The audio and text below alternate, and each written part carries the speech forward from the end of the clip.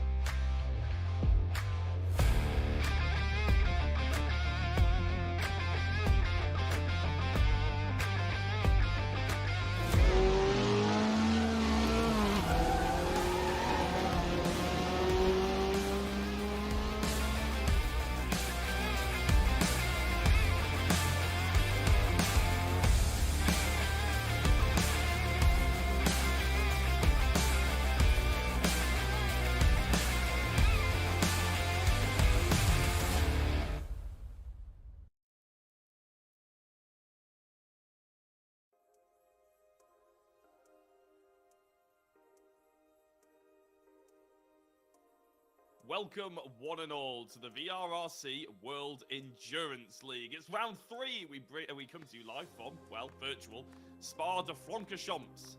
Now, you probably are used to hearing another voice introduce the stream. And normally I'm joined by another commentator, and it's a face and a voice you will be familiar with now. It's Richard John Neal.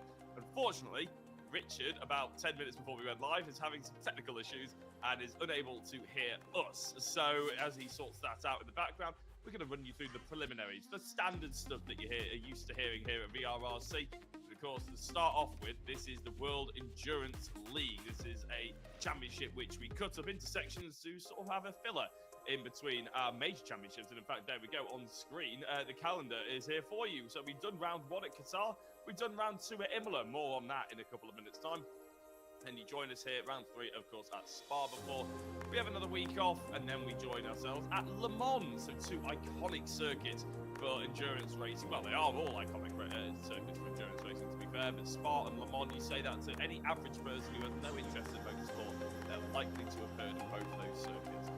Then we go to Sao Paulo after our BMW Cup Championship and COTA, of course, but before we have another major championship.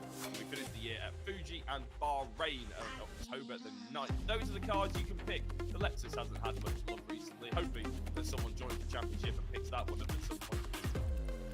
Oh, in fact, Richard just said that someone's racing that tonight. Who was it, Richard? Oh, Olivia, new driver. We'll touch on a bit more about her in a couple of minutes' time. There's, of course, trophies up for grabs for each individual round. There's 90-minute races and 3 broadcasts as well for you guys to enjoy back at home. Right, I mentioned Imola. Let's have a look at how the top 3 got on last time out. If it can ping up onto our screen. There we go. Eric Axelson. I've just actually watched the last 10 minutes, again, to refresh my memory. It was that long ago. Eric Axelson came out on top. He was chased pretty hard by the 2 BMWs, the brothers of Oliver Gibson and Jack Smith. But at the end, the last 10 minutes saw Eric Axelson just hold on to that position.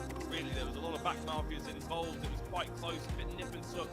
Oliver Gibson and Jack Smith really did push it to the end, but Eric was able to take that top step. And as a consequence, he takes the top step in the championship as it stands as well. There is a drop round in there, so Eric takes 29 points after winning second race, and he sits right on the top. Jack Smith is in second place, with Ben Smith taking a familiar third place after in the last race championship. That's where he sat for most of the time. He's in third with 22 points, joint though with Oliver Gibson, the other BMW. Fifth place, Andy Cowgate, ever quicker in every single championship that we do. And Josh Martin is sixth, Johnny Upton is seventh, eighth is Joel Last, ninth is Tai Kagashiwa, 10th is Keith Wellelms. Then we can go further on down because there's plenty of entries in this particular championship, where we see 11th of Chris Blakey, Craig Curtis sits in 12th place, Sam Milner in 13th, Paul Laramie in 14th, John Jones in 15th, Alok Iyengar in 16th, 17th Adam Lyle, and 18th Lee Piercy. Julian Alwandi, one of the newer drivers to VRRC, is in 19th, and Kenny Press in 20th. Kenny, who has got a new processor in his computer, and we're hoping that'll make all the difference well, he already looks quicker. Anyway, we're hoping in the endurance race he can keep the consistency going. 21st, Mark Stokes. 22nd, Tom Churchill. Brad Smith in 23rd. Olivia in 24th. I will get on to how to pronounce that in a couple of minutes' time in that second name. I don't want to butcher Olivia straight off the bat, so I'm going to try and do a bit of research into how to pronounce that best. 25th, Thomas Potter, and 26th, Stuart Vickers. And there's obviously a couple of draw drivers down into 30th place. But plenty of drivers here, there, and everywhere. I'm going to try and bring in my co-commentator, Richard John Neal. Are you there, Richard? It appears that he is not, unfortunately. So we will go. I tell you what, qualifying's just about to start. Why don't we shoot straight into the hot lap and see what Spa-Francorchamps looks like behind the wheel of one of these BMWs, I think it is. I'm guessing, I think it is. It's the Mercedes, apparently. My bad, I took a punt there. Let's go behind the wheel of one of the Mercedes.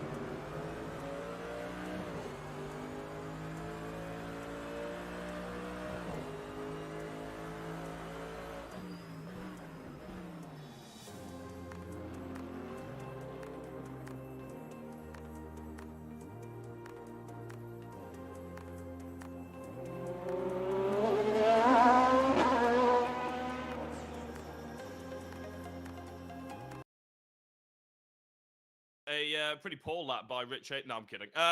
It's a good lap shown there by Rich Hayden of Spa. Apologies, we didn't have any commentary over the top. We're still trying to help Richard get his mic back working so he can join us for the rest of this evening. Otherwise, you got my tones, shall we call them, for the next 2 hours. But a great qualifying is about to get underway. In fact, we're already a couple of minutes into it.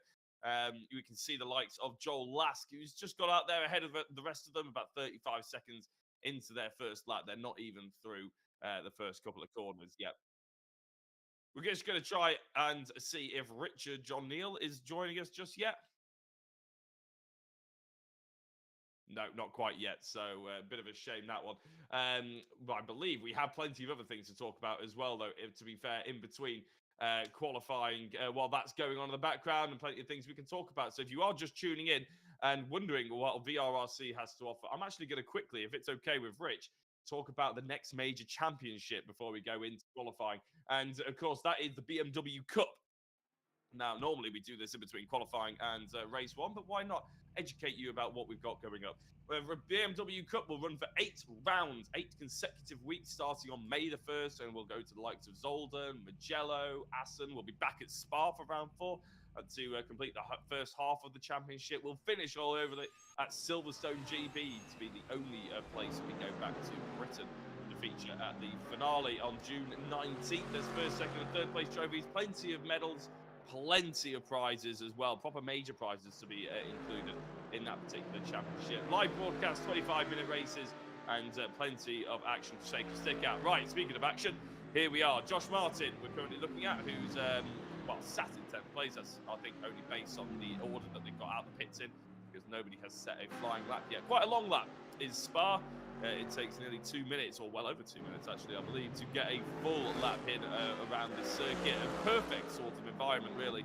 Perfect lap for endurance racing. So many tests, so many twists and turns, and opportunities to get overtakes in pretty much 3 or 4 places, even in these endurance cars. And when you want to be slightly more patient, there is still opportunity for the driver ahead of you to make mistakes.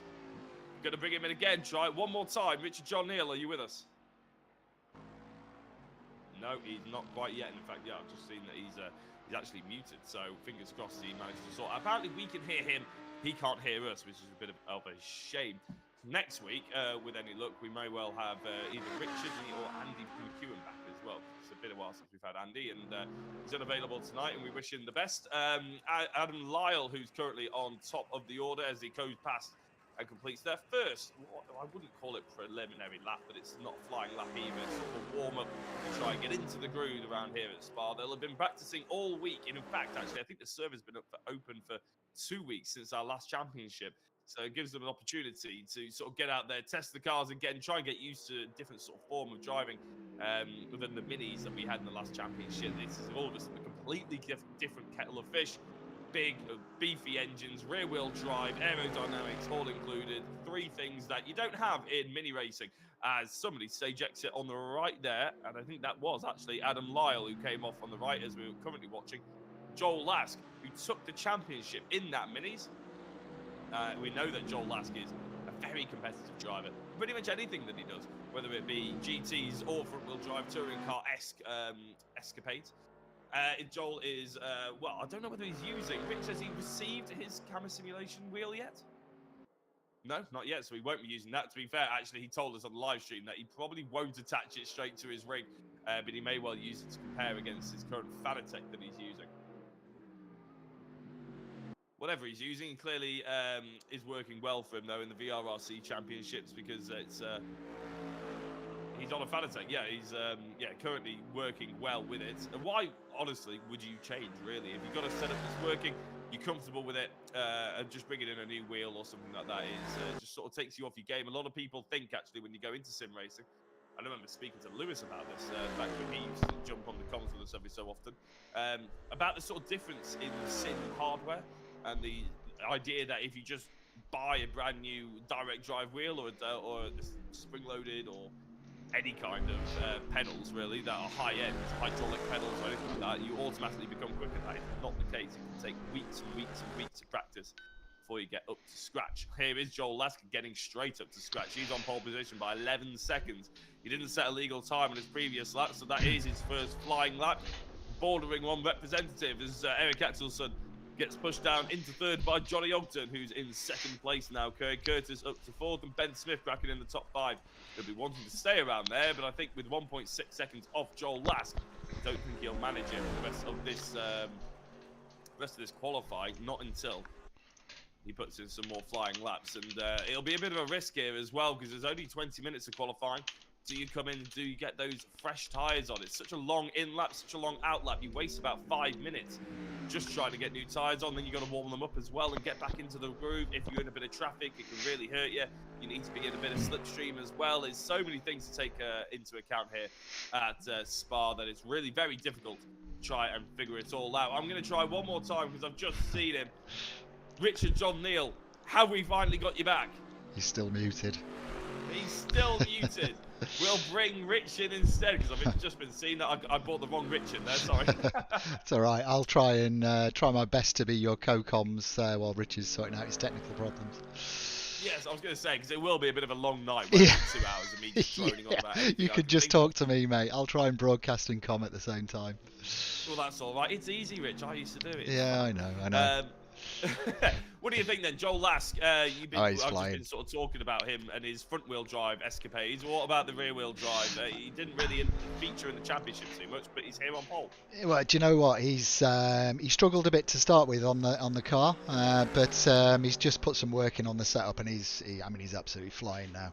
You know, he did a 2-minute 16.6 or 0.7, I think, in practice. So I'm not sure. He did say that was the perfect lap, so I'm not sure he'll be able to replicate it, but yeah, let's hope hopefully we see him flying through. The BMs are quick as well though here, you know. BMs are always quick, aren't they? They seem to have a knack of finding that perfect balance of not only going quickly but also the race distance and the maintaining the tyres and everything. Now that's something that me and Andy were basically playing on guesswork last time out, wasn't it, in the first 2 rounds, is pit lane etiquette, and when are we going to see it open? Are we going to see people pit in? Are there 2 stops available? What's the idea you think? So pit window opens after 1 minute. So basically you can pit from lap 2, but closes 1 lap before the end, so you cannot pit on the last lap. And all the driver needs to do is either change the tyres or add fuel, one or the other, or both. But as long as they do one of those, you're going to have to add fuel because the tank doesn't allow you to do a full race distance. But there's a potential that they could do the full race distance on the tyres. Ah, really? So we might see a couple of people having a bit of a slow burn at the start of the race and come in stronger because they obviously saved the tyres and they saved themselves. They don't have to come into the pits for quite as long. Yeah, that's it. So, you know, it's the thing that takes the most time in the pit stop is the fuel. So, you know, it'll be interesting to see whether people fill the tank up and do a splash and dash on there and, you know, pit late. But it'll be really interesting to see, you know, if people are pitting early, splitting the race in 2 or pitting late. What would you do though, Rich? You've obviously done a lot of testing around here. You did that hot lap and everything like that. You've tested the cars, you've tested the track. What would be your strategy instinctively going into this, not seeing anybody else's? I'd fill the car up with fuel and go long. Ah, okay. So would you try to conserve those tyres? Yeah. So a lot. You know, it's very variable on the cars, on the tyres as well. Obviously, they all work the tyres slightly differently. But yeah, it'd be interesting to see what people do. That the Lamborghini is a little bit looser than the other cars, but Eric seems to have got that dialed in quite nicely. But that's the other thing. A lot of drivers are going for a low downforce, which obviously scrubs the tyres in the fast corners more than with a high downforce. So it'd be interesting to see how long they can make the tyres last. See, that's the sort of insight that we don't normally get, actually, so that's really interesting. Ben Smith, Lee Piercy, Andy Carroll, Paul Laramie, all on green sectors. Chris Blakey just put in a green sector. Joel Lask with that 2-minute 17 dead. It looks like he's coming into the pits now. He didn't fancy getting any faster on those tyres. You said that you might be expecting the 2-minute 16.8, 2-minute 16 anywhere in that sort of region. I do believe we might have a Richard John Neal with us. Richard, are you there? He's just sent me a message saying he thought he had it fixed, but, yeah, clearly not. That's a bit of a shame. Richard, If at any point you just start talking, we'll bring you in, mate. Don't worry about it. If you can hear us and you start talking, we can hear you. We'll bring you in. But appreciate the fact that he keeps trying to get himself in. He's muting, he's deafening, he's trying to get himself out. He's playing with settings. For some reason, something in his computer just said no as soon as I joined the server, unfortunately. I don't know whether it's something to do with me, but equally, Kai Kogashiwa. If we can flick to him, Rich, in 6th position right now, but he's gone purple. Purple, sector 1, yeah. There's a lot of people who have gone green, but there's a purple.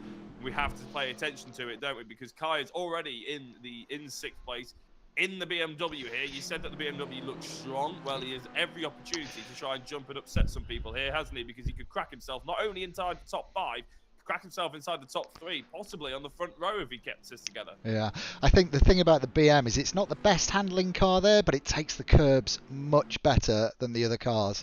So that kind of allows you to flow a little bit more speed through the corners than the guys that are having to stay off the curb. So yeah, it's quite interesting. It's a very stable car, but it's not the quickest on a handling, but it's got an immense top end on it, which it actually can't use here. The straights are just not long enough.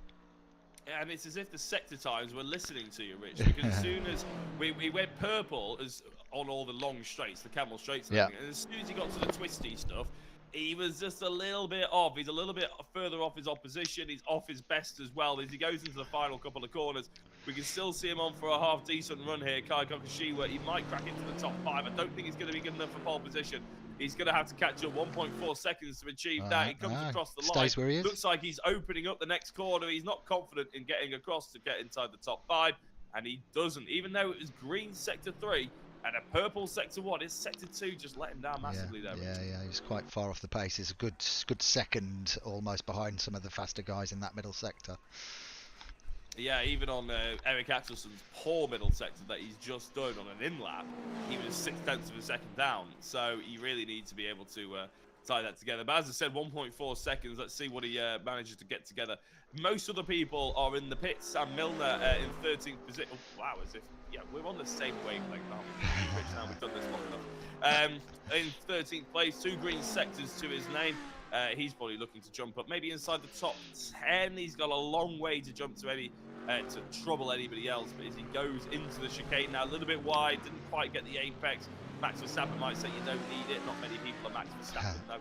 As he gets across the line, Sam Milner, who is in 13th place, remains in 13th place. Improved, but he's just not enough. He's closer to Paul Laramie, but he's not there. Ben Smith's gone a green middle sector, orange first. So let's see how he gets on.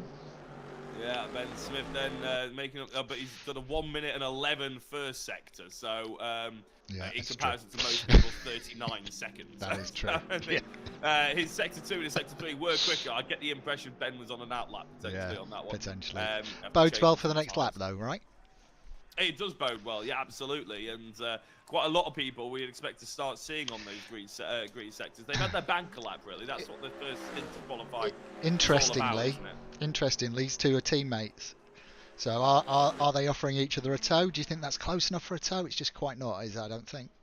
No, it's Johnny Ogden, isn't it? Who's the other car in front of him, I think. I don't know. It's far enough ahead that it might offer a touch of tow without getting in the way of the braking zones, missing apexes or anything like that, or getting the car washed. That's really the important thing, isn't it? Because you might catch up at the Camel Straight. What you really don't want to do, though, is be in someone else's wash as you get through the twisty, windy section that you're going to be going in now. What you really don't want is a car parked on the apex of the entry there as well. Joel Lask might have just got away with that, but as I look at his time, it's not looking good. Joel Lask, though, in sector 2 is gone purple. Adam Lyles just jumped up to 4th place as well. Kai Kogashiwa is still in 6th place. He has improved that middle sector, not by anywhere near enough to trouble anybody further forward, though. But Joel Lask, I think the first person to get sector 2 in the 1 minute, not 1 minute ones, it was a 1 minute, 0.845. If he hooks this one up, he could see himself potentially get half a second clear of Johnny Ogden. No one else has really got close to him. Even Imola winner and current championship leader Eric Axel said Joel Lask comes across the line. It's an improvement, or he's matched actually. I think he's exactly matched his previous best time, which is quite astonishing in itself. Yeah, exactly. Yeah, to the nose. Yeah, but quite mad that we measure these down to the thousandth of a second, and it was exactly the same time as he previously had. That's astonishing. Adam Lyle, who did just jump up inside the top 5, he is currently on a green sector 1, so we could see Adam Lyle push Chris Blakey a little bit. How much he's got to find 0.3 of a second to beat Chris Blakey, hasn't he? But if he's on green sectors, you never know. It could come knocking for him.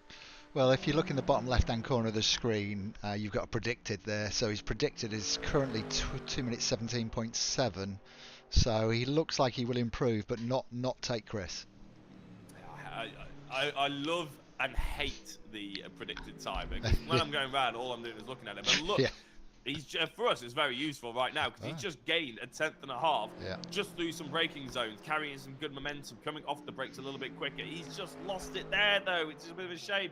Can he get it back going towards Blanchimont? They're probably the most important sort of section of the circuit now. Is he coming in strong? He can see that he's probably on a good lap. He can see that he's up on his time. Can he finish it off? He's only got 3 corners, but my goodness, they are 3 hard corners. As they go down towards Blanchimont now, he's got a clip of the apex, just missed it, but that's fine, doesn't upset anything, as long as he doesn't run too wide. And he goes down towards the chicane. Can he get the first apex? Can he get the car stopped? That is lovely, Rich, isn't it? Keeps it slightly to the right, a little bit in the middle. Hits the apex, not running too wide. He's got a clean exit here. He's made up another 10th or 2. It looks like Adam Lyle is going to improve. It's not good enough to get Chris Blakey, but it's nice to see those improvements. Should we try if Richard's there now? Yes, Richard John Neal, are you with us? No. At some point, I don't blame him if he just gives up. Richard. I hope he doesn't. But, so do I, but I wouldn't blame him. You're right. Josh Martin's just come across the line. He had 2 green sectors. It wasn't good enough to push him up from 8th position. Mark Stokes on a green first sector. Yeah, it's I was just about to say, Rich, when it comes down to the endurance racing stuff, really, we're sort of seeing big gaps, aren't we?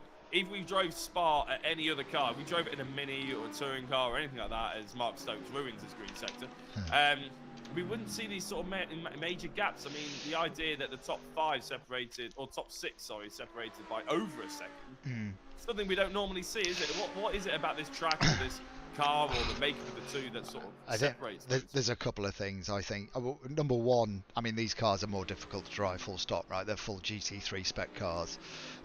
Second thing is, Spa is a long lap. So any variance in lap times is going to get exaggerated the longer the lap is.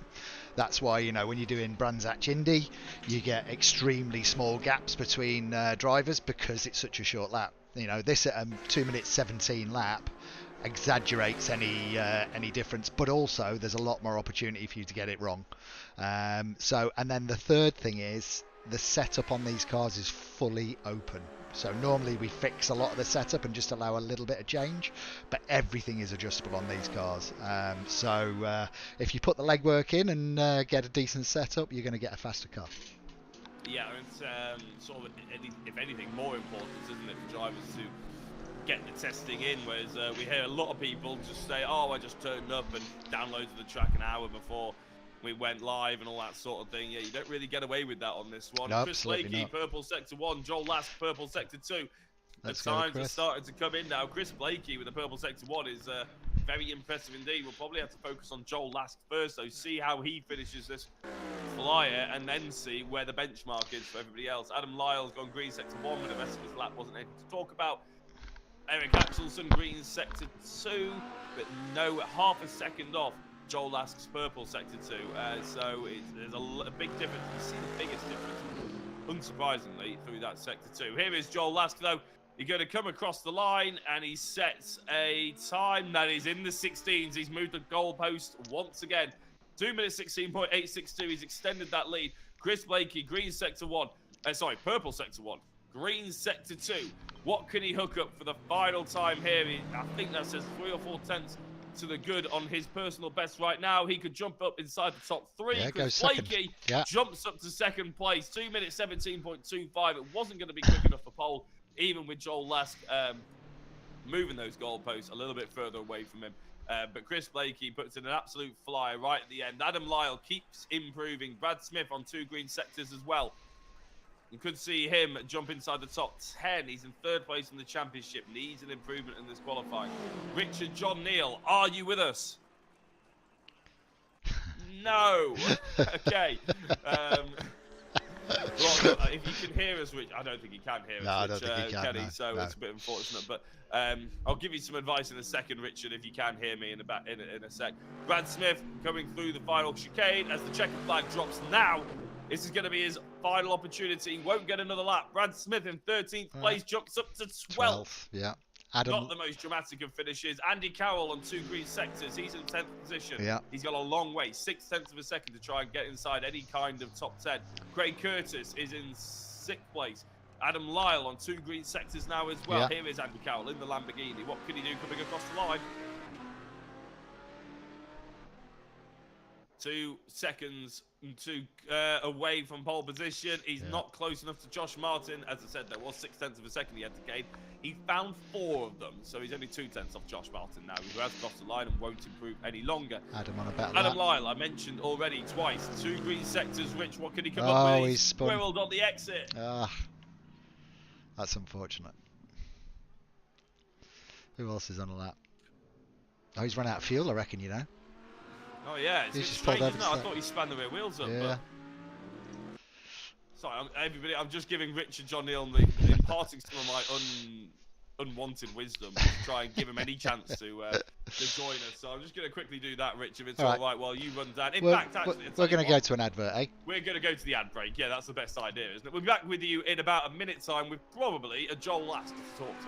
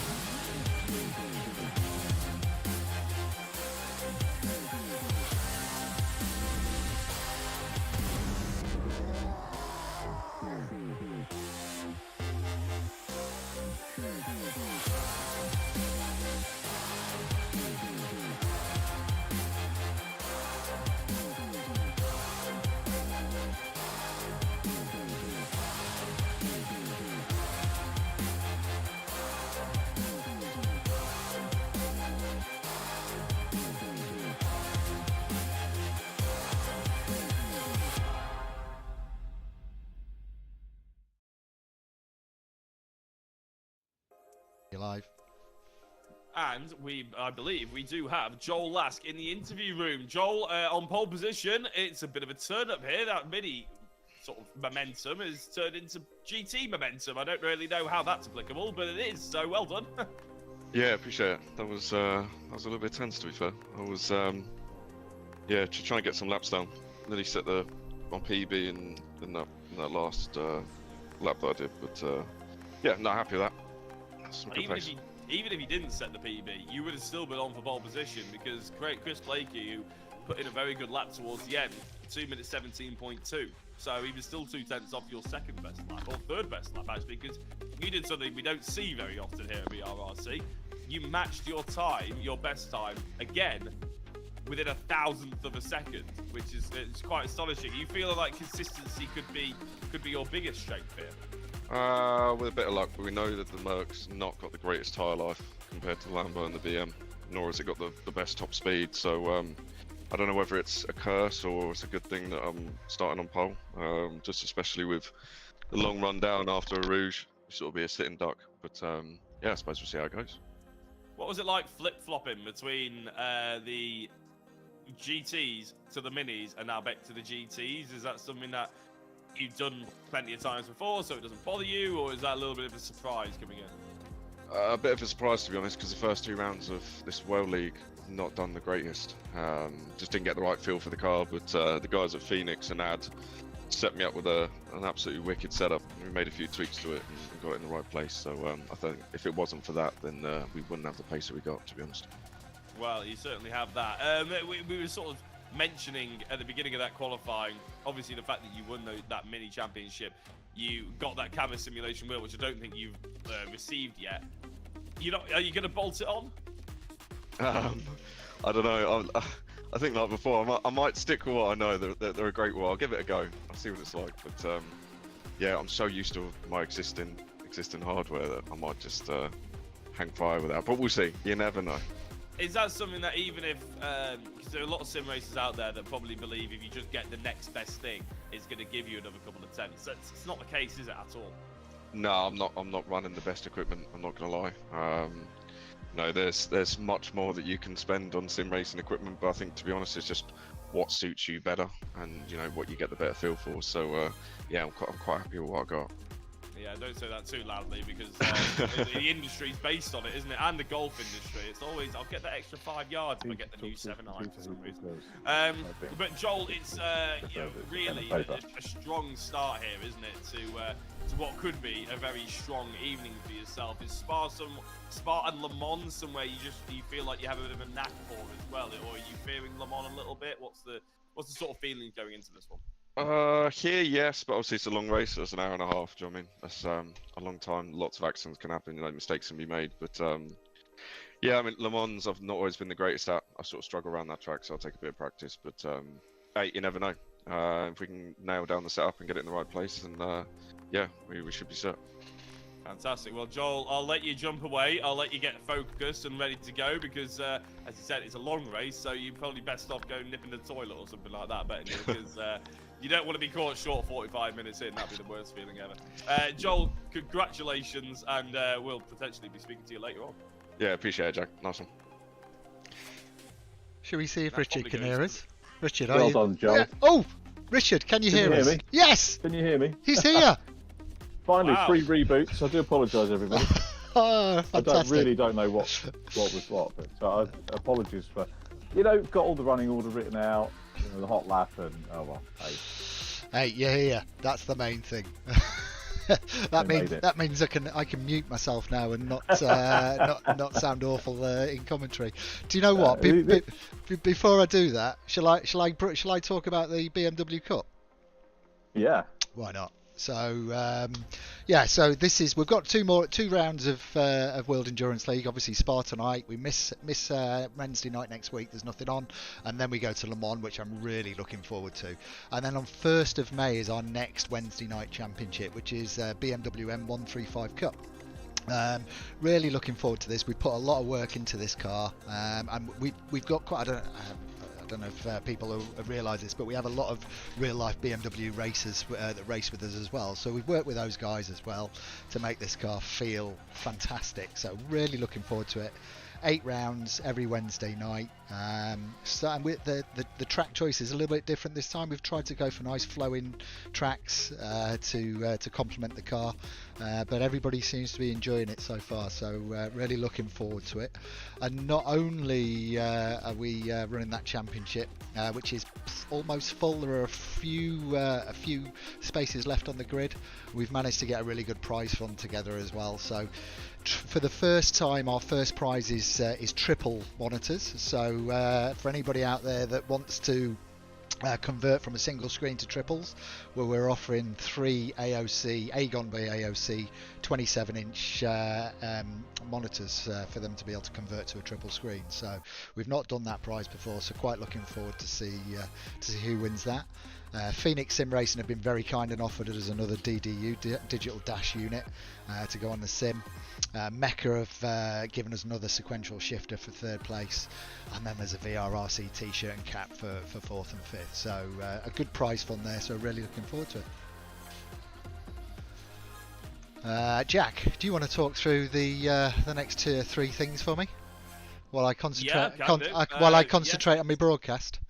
Yeah, absolutely. The classic touring cars. If anybody out there has been wanting some, touring car action as we build up to the new season, and they want it to be classic because they want to remember the good old days back when you could walk into the dealership and pretty much buy any of them. Well, you can relive them. You can race them even, because the Ford Mondeo, the Honda Accord, the Peugeot 406, the Renault Laguna, and the Vauxhall Vectra are all on offer for a limited time of 4 rounds: Donington, Croft, Thruxton and Silverstone International. 20-minute races here at the VRRC. If you remember, this is a free championship.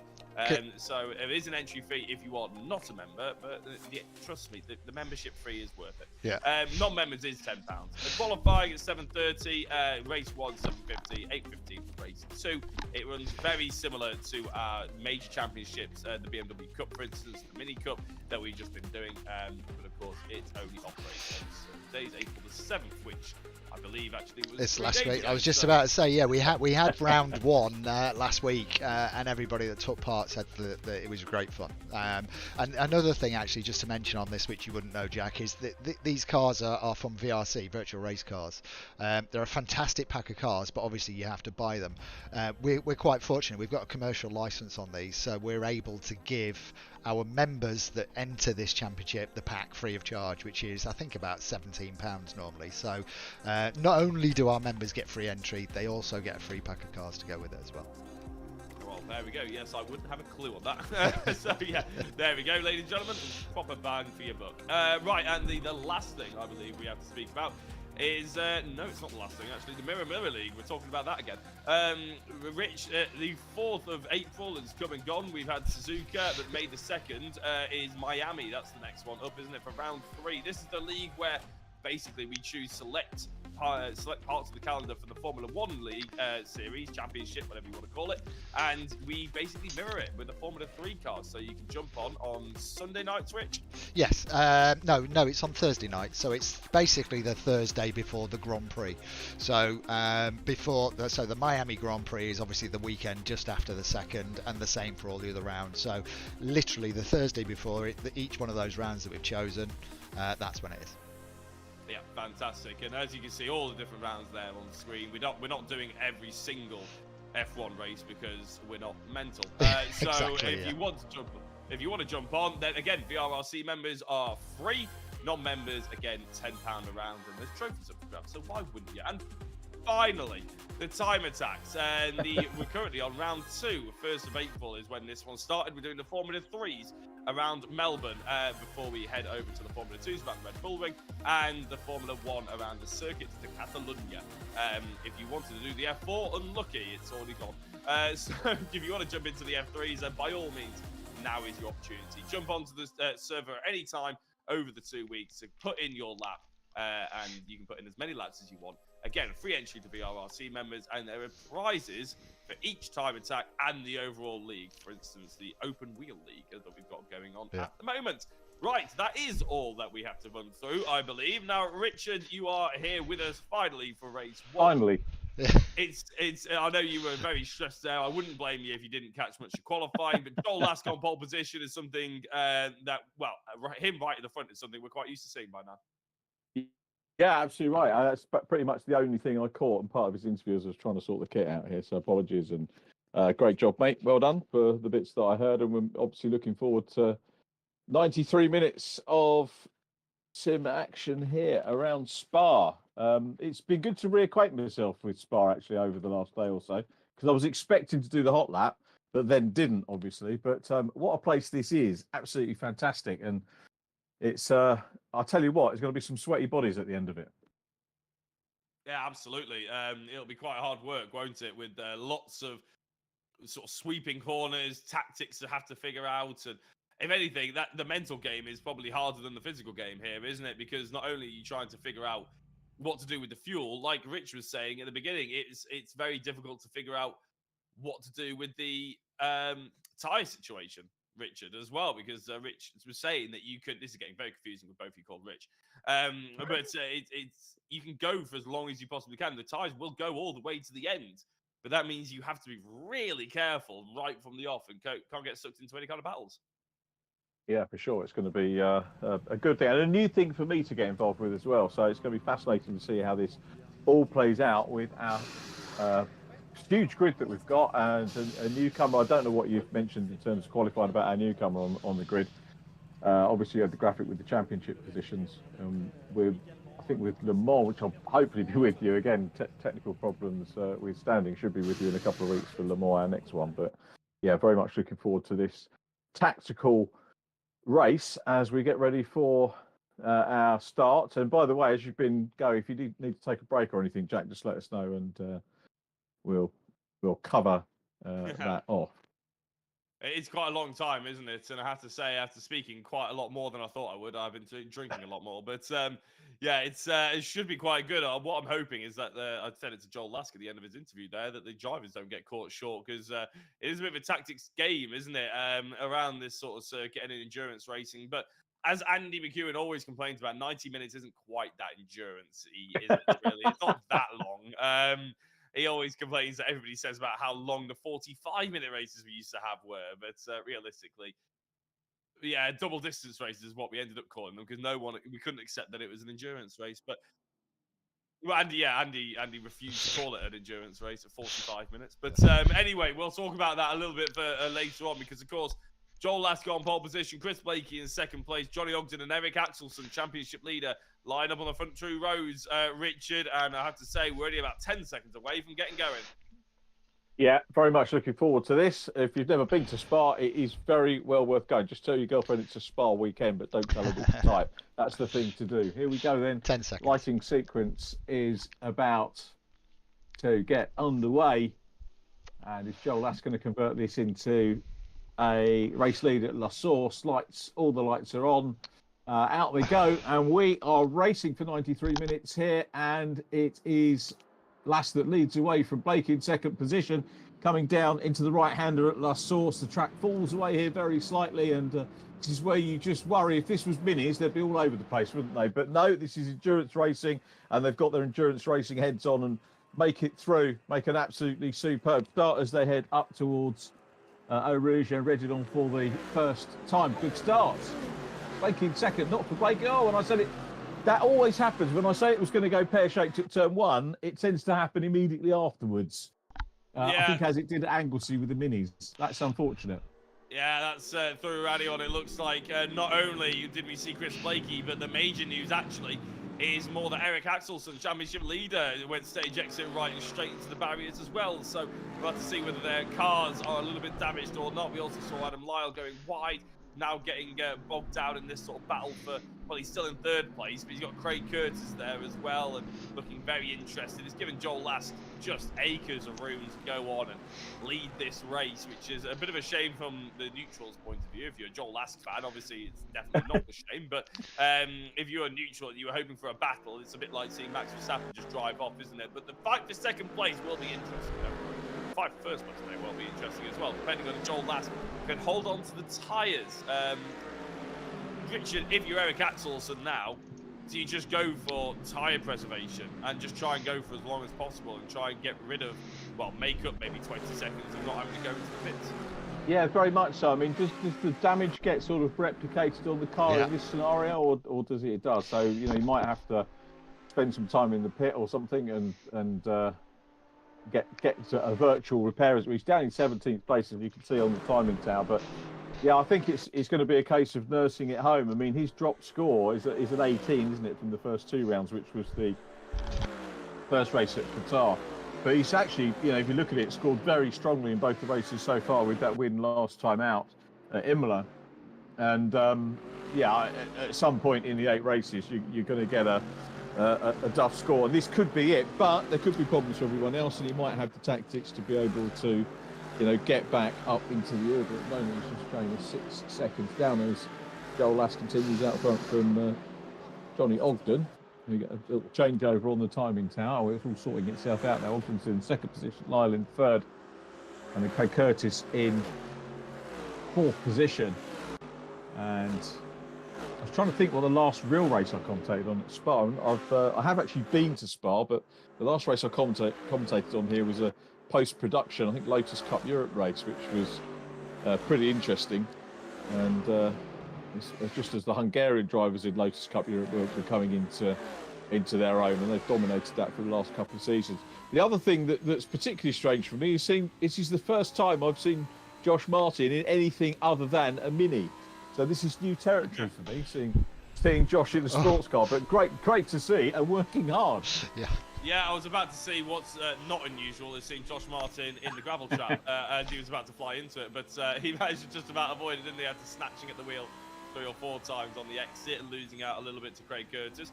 He is a good driver, Josh Martin. We sort of take the mick out of him quite a lot, but it's because he can take it and he doesn't mind it at all. He likes, as long as he's getting talked about, that's all he really cares about, and he's got a good sense of humour, Josh London is, so we do get away with it somewhat. But he is a good driver. He has flashes of brilliance, more sort of dim lighting of not so brilliance, unfortunately, recently. He's sort of hovering around that 10th position a lot more than we used to see him, as we see a couple of drivers actually going side by side. Was that Thomas Potter and Lee Pearcey, actually, almost sort of falling over each other as they go through the S's there. A little bit struggling, but they just about managed to not hit each other, as we now watch Andy Carroll try and hold off Ben Smith. Yep, Andy in 8th position, challenging, trying to close up on Kai Kogashiwa. Have I said that right? Kogashiwa? Is that yes, right? Kai Kogashiwa, yeah, Kogashiwa, yeah. And yeah, really good field again, isn't it, for this as they go side by side. And how's this one going to pay out? It's Andy Carroll that comes through in front in the Keeper Intelligent 76 machine. And a good move. So Carroll's still there in 8th place.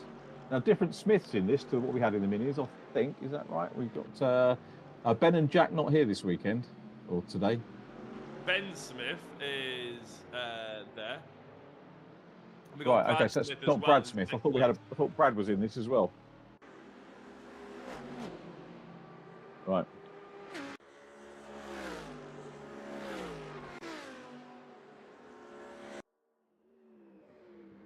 We have Brad Smith in 6th place, and we have Ben Smith in 9th place. I'm pretty sure we did have another Smith, didn't we? In the minis. Nathan Smith. Yes. So there's too many Smiths really to keep an eye out on, but we have got 2 of them here. We've got a pair at least, and they are, as I said, 6th and 9th at the moment. As well, just said Ben Smith has just jumped up. Brad Smith, sorry, just jumped up on the timing tower. He hasn't. He's still in 6th place. Chris Blakey just gone purple in sector 1.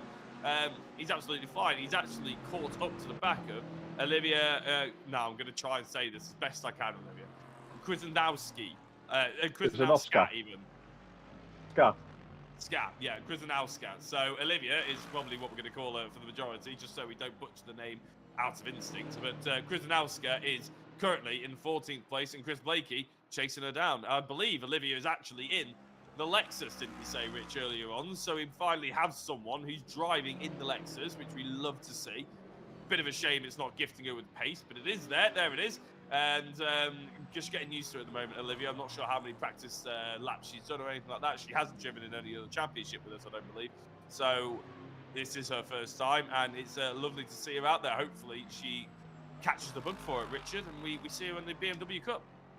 Yeah, very. Do you know what I was saying? Wasn't on the mini series that there was a distinct lack of females coming into this and or evident in this, and you know, every other championship in the real world, I think things are beginning to bite, and a lot more females coming. I was just come up from the F4 test at Brands Hatch today, and I think it's like 3 or 4 girls that are going to be competing in that this year, and it is really good. And you know, we actually don't need to make the comparison, because they're just part of the field and they're getting stuck in. And you've got drivers like Abby Pulling, who've got loads of experience, who are vying at the front. You've got Alicia Palmowski, obviously who won her first race in GB4 at Alton Park, which I guess you were there for. You know, we don't need to make a big thing about it, other than to say it's a big thing to get more and more girls involved in racing and showing what they can do. So well done, Olivia, for flying the flag and coming in, and you know, great to see you. Yeah, I think it's more the fact. I think it's more the fact that although we don't want to say about they're drivers. Everybody's a driver at the end of the day. But what we don't want to stop is the momentum of that increase in participation for women drivers, isn't it? We know that's the thing. We need to always keep talking about it, keep encouraging, because we want the momentum to keep building. Because motorsport, there is no real reason why. There should be that difference, is there? So, yeah, great to see Olivia and a whole host of other drivers. I remember one of the younger drivers, I think you'll probably remember, Richard, because you were the Ginetta Junior commentator at the time, I think, was Sophia Flörsch. Yeah. I don't know what she's up to, but I do remember seeing her out on circuit and thinking, my goodness, she's rapid. And I think she went on to do open wheel and stuff like that over in Europe and stuff like that. So yeah, she's still she's still racing well. I can't remember what category she's in this year, but the funny story about Sophia was that she qualified on pole in the Genetic Juniors at Thruxton, and ITV made this huge thing about being gender neutral. You know, we're not going to big anybody up, this, that, and the other. And because she got pole, you know, Louise was straight down there and did an interview on the grid, which she never did for any of the blokes. So we were that neutral, you know. That's the thing, isn't it? It's about striking a balance. And the idea is, hopefully, in about 5 years' time, as you say, we just see them, everybody as drivers, and that's how the industry goes. But yeah, great to see everybody sort of getting involved now. Joel Lask still on the front, just putting a purple sector 2. Doesn't really look that bothered about anything right now, Richard, does it? He's got 4 seconds to the good. He's putting in good lap times. Johnny Ogden behind him. But nothing really to worry about. It's a nice Wednesday evening drive for him.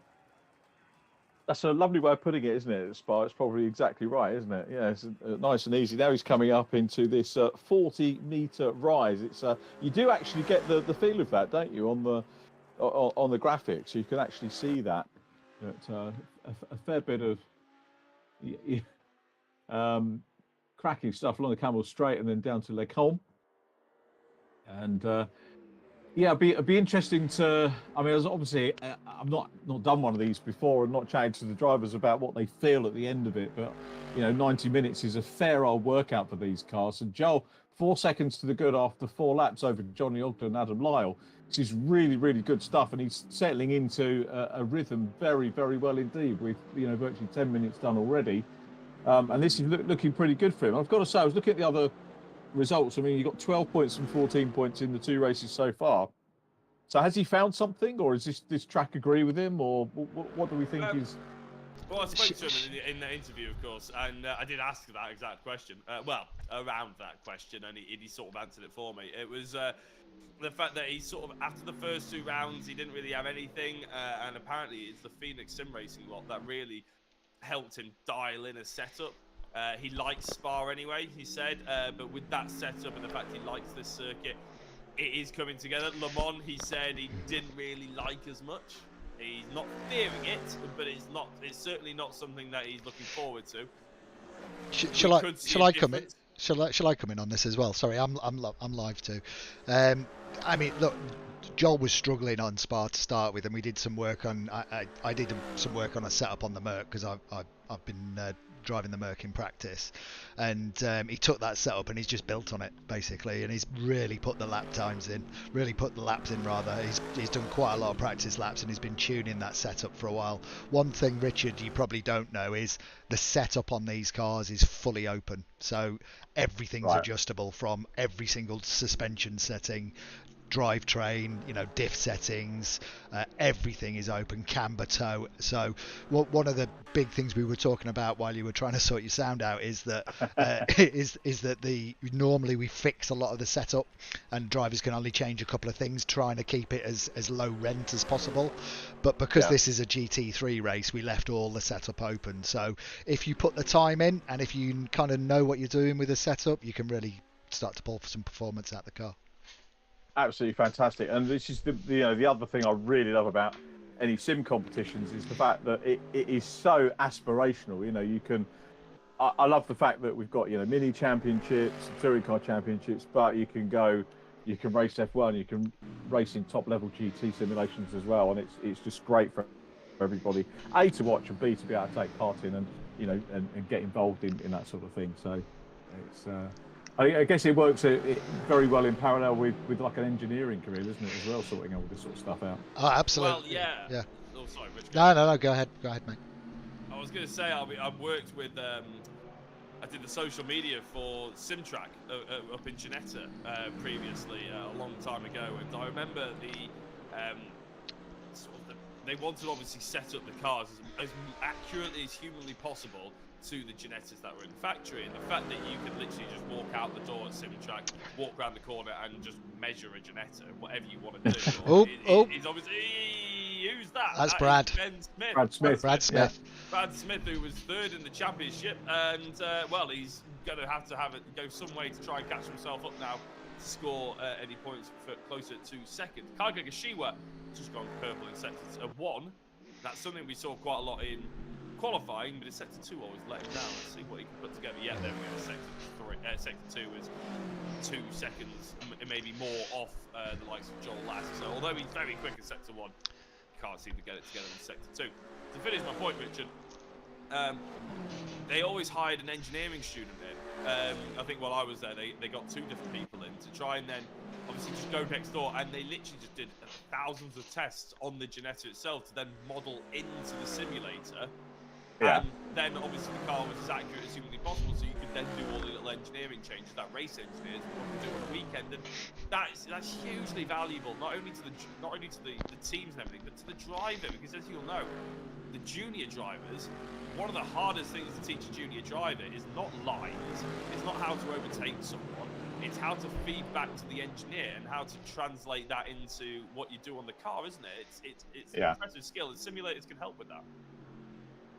I had an interesting chat actually about engineering and stuff on Friday. Again, F4, we were down for the, we're up at Vista for the media chats with the drivers. And one of the guys that's coming in this year is Alex Berg, who's the son of Alan Berg, raced in F1 for Osella back in the 80s. And the routine sort of questions is saying to him, well, do you have a coach and so on. He said, I don't actually have a coach. He said, but I do. He said, I'm fairly unique. I don't have a coach, but I talk everything through with the engineer. And I found out the engineer today was James Gorner, who was, of course, the coach anyway. So. Right, there we go then. Yeah, I was going to say, we're a little bit confused there. He's probably getting the best of both worlds, really, isn't it? Which is obviously the best. I think he is, yeah. And Jiggy's a great guy to have there as well, because he's done a lot of stuff with Ginetta as well. Yeah, I remember when I raced, obviously that was the biggest sort of learning thing for me. Is actually, we'll get back to that in a second, because Thomas Potters and Sam Milner, Lee Piercy, the battle's actually heating up, isn't it? And so used to GC racing, how we just almost treat it like a podcast. But Thomas Potter around the outside of no name, and he might well have Sam Milner here. That'd be an astonishing move, wouldn't it? I told you don't have to teach these kids how to overtake. You do have to teach them everything else. But that was a great move. But it looks like Sam Milner, does he have a problem? He's just dropped behind somebody else as well. He dropped behind Chris Blakey, didn't he? He was attacking and recovering, to be fair. He's very quick. Interesting. Sorry, I was just saying. Interestingly, Eric is still 16th, but I don't know if you've noticed. He looks like he's pit stopped to repair the damage that he had. So I don't know whether he'll have enough fuel in that car to last the whole race, but we need to keep an eye on him down in 16th. Yeah, and it's, drop score is one thing, but what we want to do is make sure that his drop score isn't as bad as it could be for later on, because you kind of stick it in your pocket, but you don't want to use it unless you really, really have to. So you will try and get up. But yeah, we don't know who else is gonna go up or suffer problems. But Teapot going well, isn't he? He is, yeah. He gets a lot of love in the chat, obviously. Catherine Potter has been in saying good luck to everyone, but also noticed that the second thing she put in there was an update for the comms. Which I didn't see, unfortunately. Sorry, Catherine. But Thomas was stuck in the pit lane, and it wouldn't let him leave the pit. Yeah, we saw it. We fixed that. Yeah, we fixed that. He had to leave and rejoin. Yeah, the other thing as well, I don't know if you've seen the last comment from Dave about Josh. We were talking about Josh with setup. And Josh isn't any good at setup. He didn't even notice his diff was broken for a whole rally. Brilliant.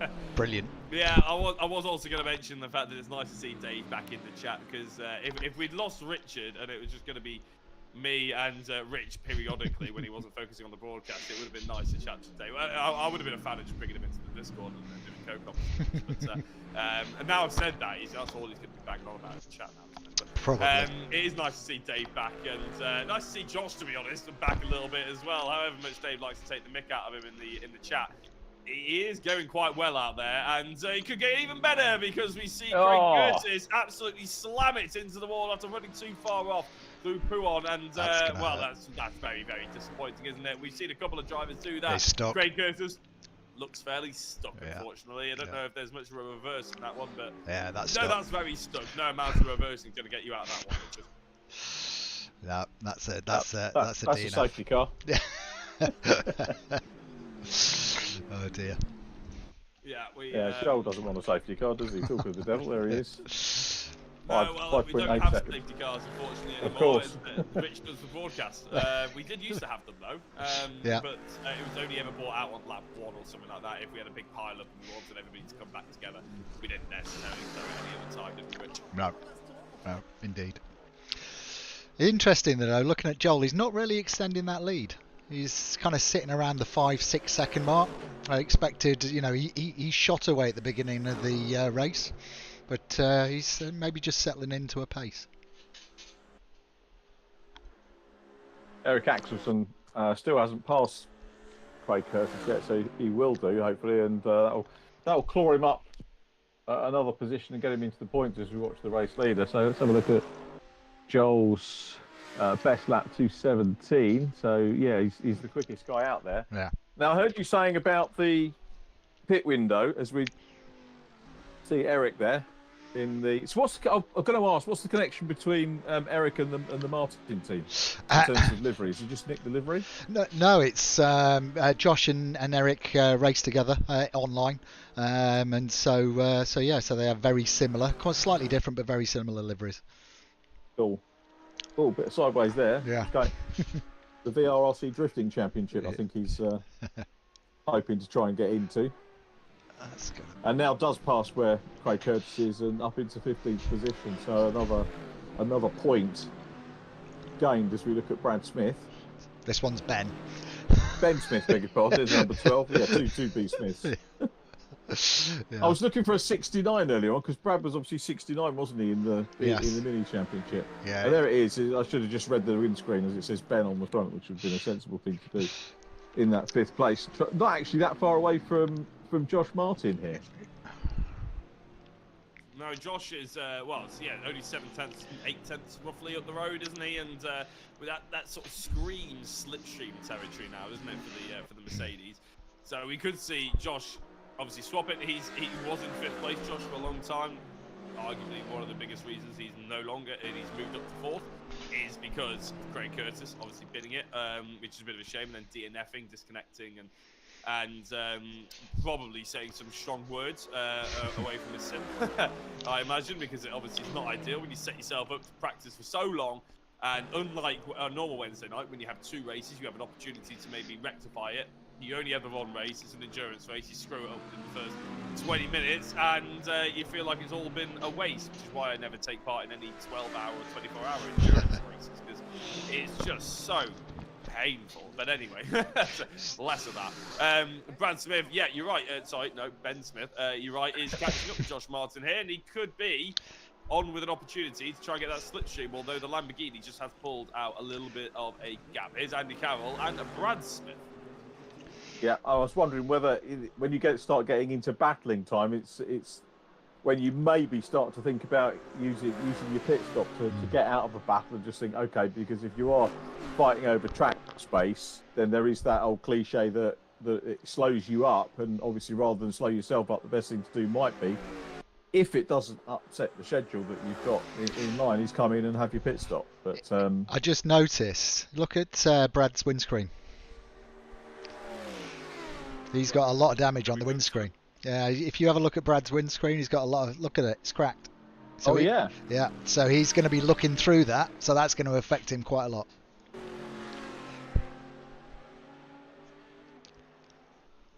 Yeah, this is going to be interesting, isn't it? So, just goes to show you how real all this is. So, Andy Carroll, still want to say Adam Carroll, but he was a great guy in F3 all those years ago. Old habits die hard. I don't think Power Tour years that was when Aku Sato and people like that were involved in it. So, Josh Martin's just DNF'd. No! Oh. How come that one has occurred then? Let's have a look, see if he's just disconnected. No, he's not disconnected. He's in the pit. He's just got into the pits and DNF'd, it seems. We will try and find out why. Yeah. I'll send him a message. Apparently, well, Dave in the YouTube chat has said that you were talking, Richard, about the team, the Eric Axelson, Josh Martin team. Apparently, the Mean Green Racing team is which name it was Dave's idea originally, apparently, and he's actually put something in while we hear from Josh in a minute, I'm sure. He's actually given us a bit of a talking point, really, and I'm sure you'll probably have something to say about this, Richard. He said he finds Ginettas to be odd. It's a car that people want to get. It's a car that people want to get and then get out of driving as soon as possible. Is Ginetta seen as a bit of an entryway into motorsport, but never the actual outcome? Oh God, no. Well, that's a great question, isn't it? Really, you know, I'd probably deflect that question to someone who has raced Ginetta. Oh, damn it! So We'll see if we can find one of them, shall we? I'll text a few people. It's interesting today again. You know, down at the media day and chatting to drivers about all things Ginetta. I actually pinged 2 drivers against each other because I'd met them already. I didn't want to interview them again, so I got them to interview each other. It was a nice movie thing to do. And one of them had raced in Ginetta Juniors and said, "Do you know what? I absolutely hated it." I'm not going to say who it was because I don't want to, you know, sort of upset Ginetta with them. But they said, "Yeah, I actually hated it. Hated Ginetta." So, you know, some people like it, some people don't. And I think, yeah, had they, you know, carried on with the, you know, the higher level prototypes, then maybe that would have been the case. I mean, Charlie Robertson's left now, isn't he? I mean, he was factory driver for a long time and now racing for Century and BMW. So I don't think he wanted to get out of it as such, but you know, I think everyone has to move on, don't they? I mean, Mike Simpson, the brilliant Mike Simpson, is very much involved in the business side, and he still works driver for Ginetta, but as that business role. But this is a cracking little dice we've got on going here, isn't it? Yeah, it's an interesting topic and one that I would like to carry on talking about. But of course, there's a race in front of us.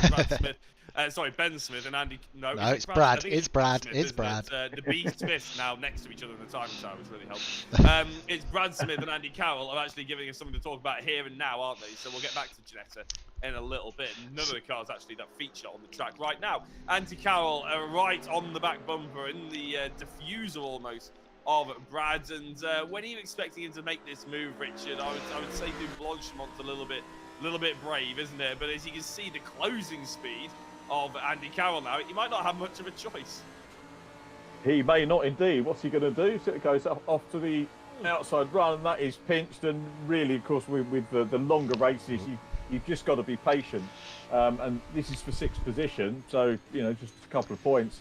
But that's the other thing about this track, isn't it? It's not really anywhere particularly easy to overtake, and I use the word easy as a relative word. You know, most tracks probably have somewhere, but I'm not sure. Are we going to do it now onto breaking down into La Source or Turn 1, as most of the drivers call it? That really annoys me actually when you get the youngsters going to Brands Hatch, and you know, and I'm saying, what do you think about Brands Hatch? Oh, geez, I like Turn 1 and Turn 2. No, they have names, you know. Go and learn them. You sound like I that as a compliment, but you know, it's about the heritage, isn't it? So they respect the heritage. I had the exact issue in the driver briefing, Richard. I was talking to the drivers about where we'd been looking at track limits and naming the corners, and I had one driver said to me, "What corner number is that?" And I'm like, "No idea. Go on the internet, pull up a lap track." You know that, and there's the thing actually, Rich, because if you look at circuit maps of Spa, they actually get out of sync number-wise, because so like the double left corner on some maps is turn 11, on others it's turn 12, because they might count a curve. Yes. So you know, if you're using the names, the names stick with the turn, the numbers don't. So yeah, it's a really good point. So here you go, Richard. The double left that you're talking about, actually, that we've just seen the drivers come out. Double gauche. What would you call it? What's its Is name? is that 11 or 12? Either, both of them. It's they're called double gauche. The two, Double gauche, yeah, it is, two left-handers are double gauche. Two-horn. Yeah. I was going to say so that I've always heard them as, and I could have sworn this is Puon. Yeah, it is Puon, yeah. Yeah, Puon, and I always jokingly say the second one is Poo Out, but it's God. That's because I do find that a little bit difficult to remember, and I go on the internet and it says double gauche. Yeah, it depends. Yeah, depends where you go. It's Puon or double gauche. Oh, okay. Which is weird, I know. Yeah. It's lucky you can tell I haven't actually commentated the Spa before. I've raced there. Well, I've sat behind a safety car there, but I haven't actually commentated there. So one day I'll have to ask for the notes on the recording. Carroll still behind Brad Smith. Ben Smith has gotten ahead of Kai Gogashiwa. I'll tell you what the problem is with Andy. The problem you've got with these two cars is the Lamborghini handles or takes the corners extremely well, but it doesn't have a very good top end. So you'll see here now he's right. I mean, he may be sat in a good pocket there for a slipstream, but you should probably see the Merc pull away down the end of the straight, and then Andy will reel him in on the corners. Fascinating, isn't it? Let's have a look. Yeah, you can see the Merc pulling away. Look. The ultimate defence, really, isn't it? To have a good top end and even struggle into the corners. It's a bit like the Red Bulls at F1 having that overly powered DRS and just being able to just drag anybody that wing that they can just open up, or pretty much open anyway, just pull away from everybody else. And that is effectively what we're seeing with the Mercedes against the Lamborghini there. Andy Carroll dropped. They must have overtaken him briefly, actually, just then dropping down in the timing tower. As we see Kai Gogashiwa and Ben Smith, who managed to keep the car on the track, but that was a little bit touch and go, Richard, because we've seen plenty of people stage exit left into that time wall. I was going to say, we've got a list of non-finishers, haven't we, at the bottom of the timing tower, and could really do without any more, to be perfectly honest. Josh Martin lost his internet, by the way. That's why he DNF'd. That's a shame. That is a shame. That's a bit of a shame. I'll tell you what will be interesting, actually, Josh. I know you're listening and I know you're watching because I've seen you comment on the YouTube chat.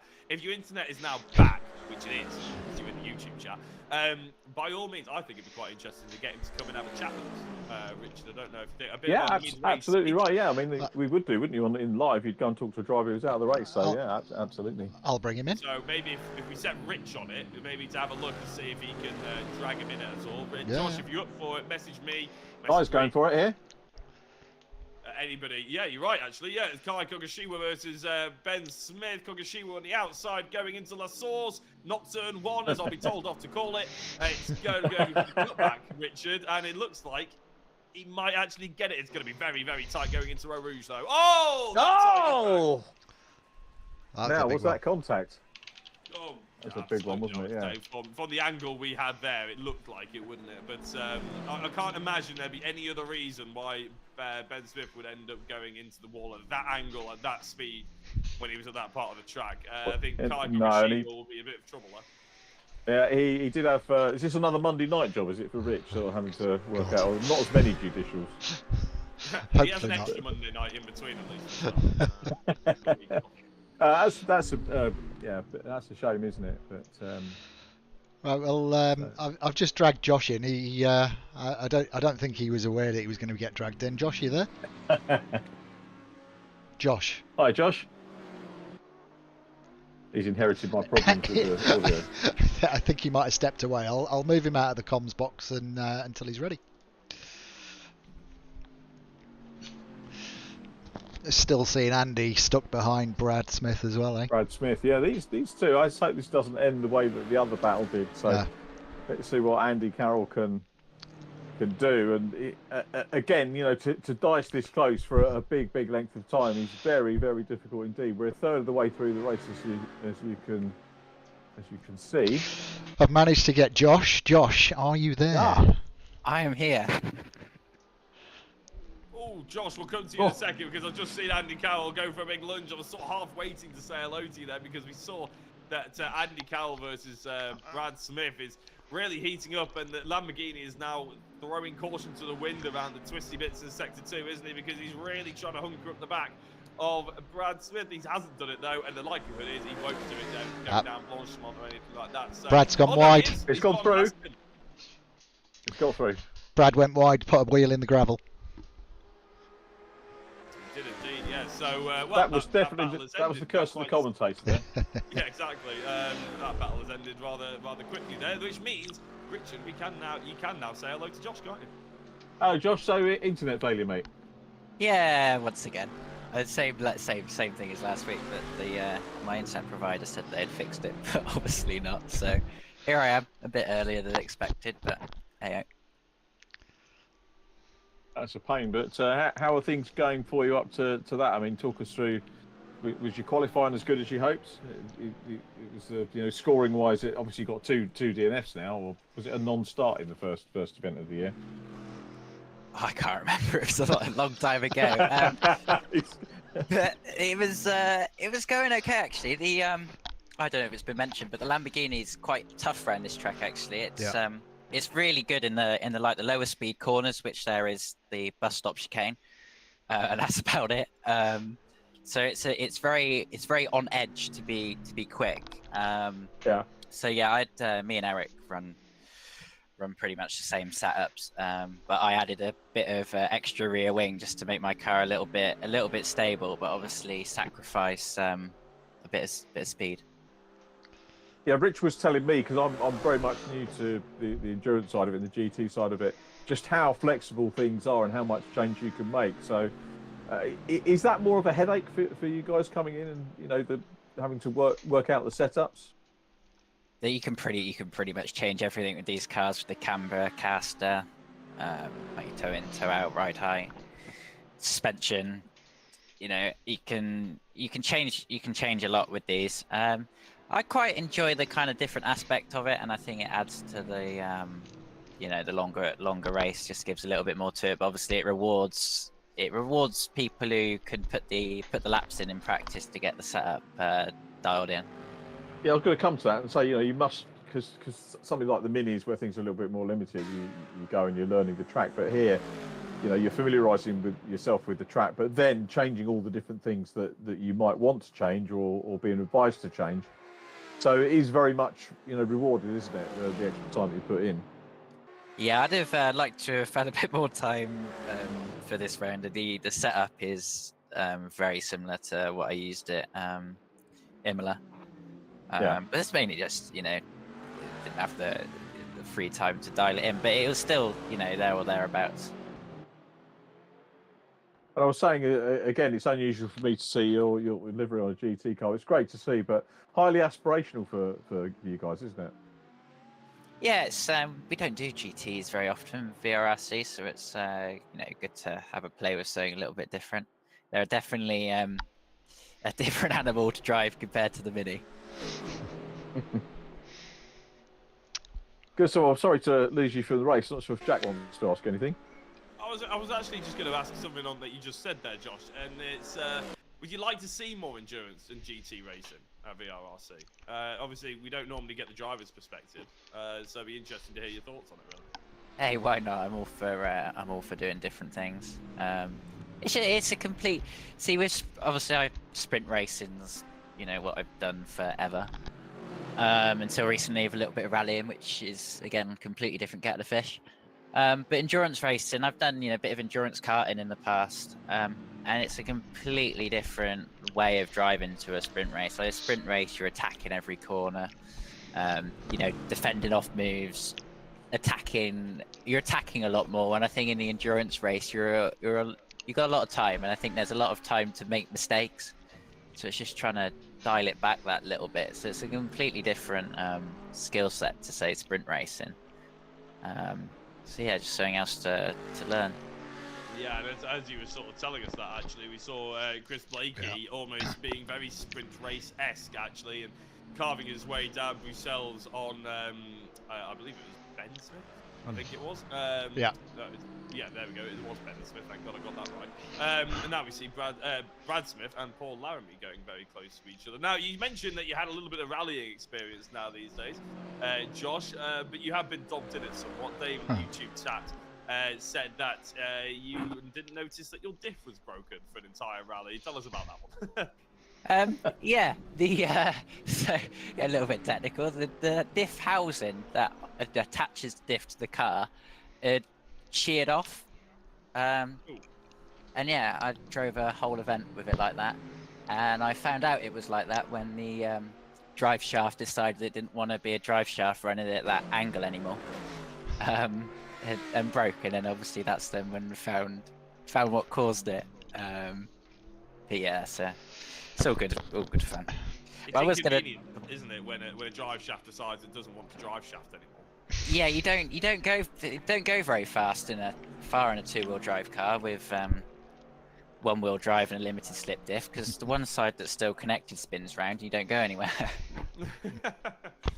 Yeah, no, that's inconvenient. If anything, it's downright rude from the car there. You should be having words. But no, Josh, I mean, I was about to say, I'm so used to doing an interview and then saying congratulations at the end of it. I mean, that's not very applicable right now. Thanks very much. Yeah, I mean, you've been doing quite well, at least, in 5th place. A shame the internet went as Johnny Ogden nearly dropped it in the gravel there. He just about held on to it. Although, actually, before I let you go, Josh, I was saying in qualifying and at the beginning of this race, though, that you seem to have found the pace again. It's something that we maybe it's a little bit inconsistent from you at the moment, but did you feel like the GTs and rear wheel drive and everything like that, you actually felt like you were back at home almost, even though you were a front wheel drive man at heart? Yeah, I was just going to say as well, actually, another point to think of the sprint racing compared to the endurance racing is your track cuts, because you still only have the same amount of track cuts before a drive-through as you do with the 25-minute races. I don't know if you guys noticed, but when I was still in the race, I had a bit of oversteer, so just cut the top of a rouge to not end up in the barrier. And yeah, obviously in a sprint race, I probably would have kept my footing, so I didn't have any track cuts by that point. But in the endurance being that much longer, you end up, letting off to not get that cut. Because obviously you get 3 and you've still got the penalty. But yeah, what you say about rear wheel drive, front wheel drive. Obviously, front wheel drive, I would say I'm better at, because I've been, doing the mini challenge and stuff in the real world. I felt, I know what to do in a front wheel drive car, but I actually enjoy driving rear wheel drive cars more. I'm just not quite as consistent or fast. But the more I drive them, the better I'm getting. To be fair, I think if you don't enjoy driving a rear wheel drive, you're not a real petrol head. I think is the old cliche, isn't it? But yeah, Josh, I think commiserations. I almost said it again.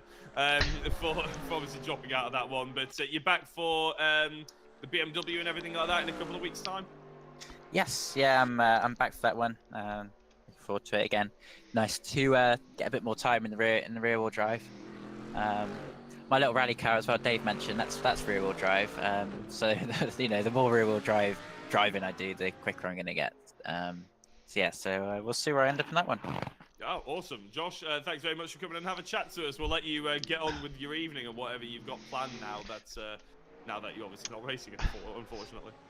Well, I'm gonna be watching the stream.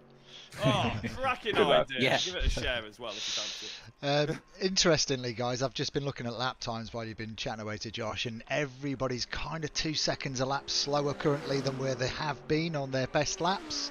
So definitely seeing some tyre degradation coming through now. So we should see some pit stops very shortly, and it might be a good idea to, mind you, so we're not even halfway through the race, are we? So you're going to have to... No, this is where the strategy comes into it, isn't it? Sure. A little bit. Yeah. Goodbye, Josh. By the way, thank you for joining us. Lovely to hear from Josh. As exactly what would happen in terms of going down to the pits and having a chat with a driver. As long as they don't have a strop on, that's one of the difficult things, isn't it, Jack? In terms of being a pit lane reporter, is spotting someone who's got a long face that you don't want to approach. Alan Hyde's an absolute master of reading people actually on touring cars. If you've ever seen him work, absolute joy to watch how he deals with things like that. Yeah, I was going to say it depends on what kind of stream you're going for, don't you? Is whether you want a driver who's going to give you something that people will want to click on and give you views, or whether you want them to stay professional and everything like that. Obviously, it's part of racing though, isn't it? It's part of sport generally. You have to be able to take things on the chin, and it is more annoying if it's nothing to do with what you've done, a bit like Josh there, or let's say in the real world your engine blows up, or like you were saying, the diff and the drive shaft goes and stuff like that. It's annoying, but you've got to be able to very quickly present yourself, because if you've got thousands of pounds worth of sponsorship coming at you, your face being on the telly and their logos being on the telly is important. You can't sort of do yourself down, and I'm sure that's probably a lot of what you talk and teach the young kids when you do your junior championship days. Yeah, absolutely right. You've got to be able to, talk the talk. You don't want it to be too corporate, to be perfectly honest. I actually always reminded of we were down at Pembrey once in the Eurocar days. And Chris Blakey in pits. First of our stops. I'll come back to that story a little bit later on, if I may. Just coming out now. Yeah, well, I that's think- interesting. I think that Chris might have been a Blakey, drive-through. Chris Blakey was obviously one of the drivers that stage exit right, along with Eric Axelson. But he didn't pit, unlike Eric. So he's had this great recovery drive to about mid-pack, or just above mid-pack, and now he's come into the pits, Ooh. and he's come out, and he's still in ninth place, so not bad at all. No, it's quite well done, isn't it? So, but as Rich said, may well have been a drive-through. So we'll see. Once we are now actually getting towards that sort of halfway point, aren't we? 46 minutes remaining on the clock. So if the tyres have done this far, they might maybe get 10 minutes past or something like that, and then stick fresh rubber on. I was just about to say. I think Joel's going to try and. When I was talking to him earlier on, I think he's going to try and run long. I think he may even go for no tyre change. You know. Really?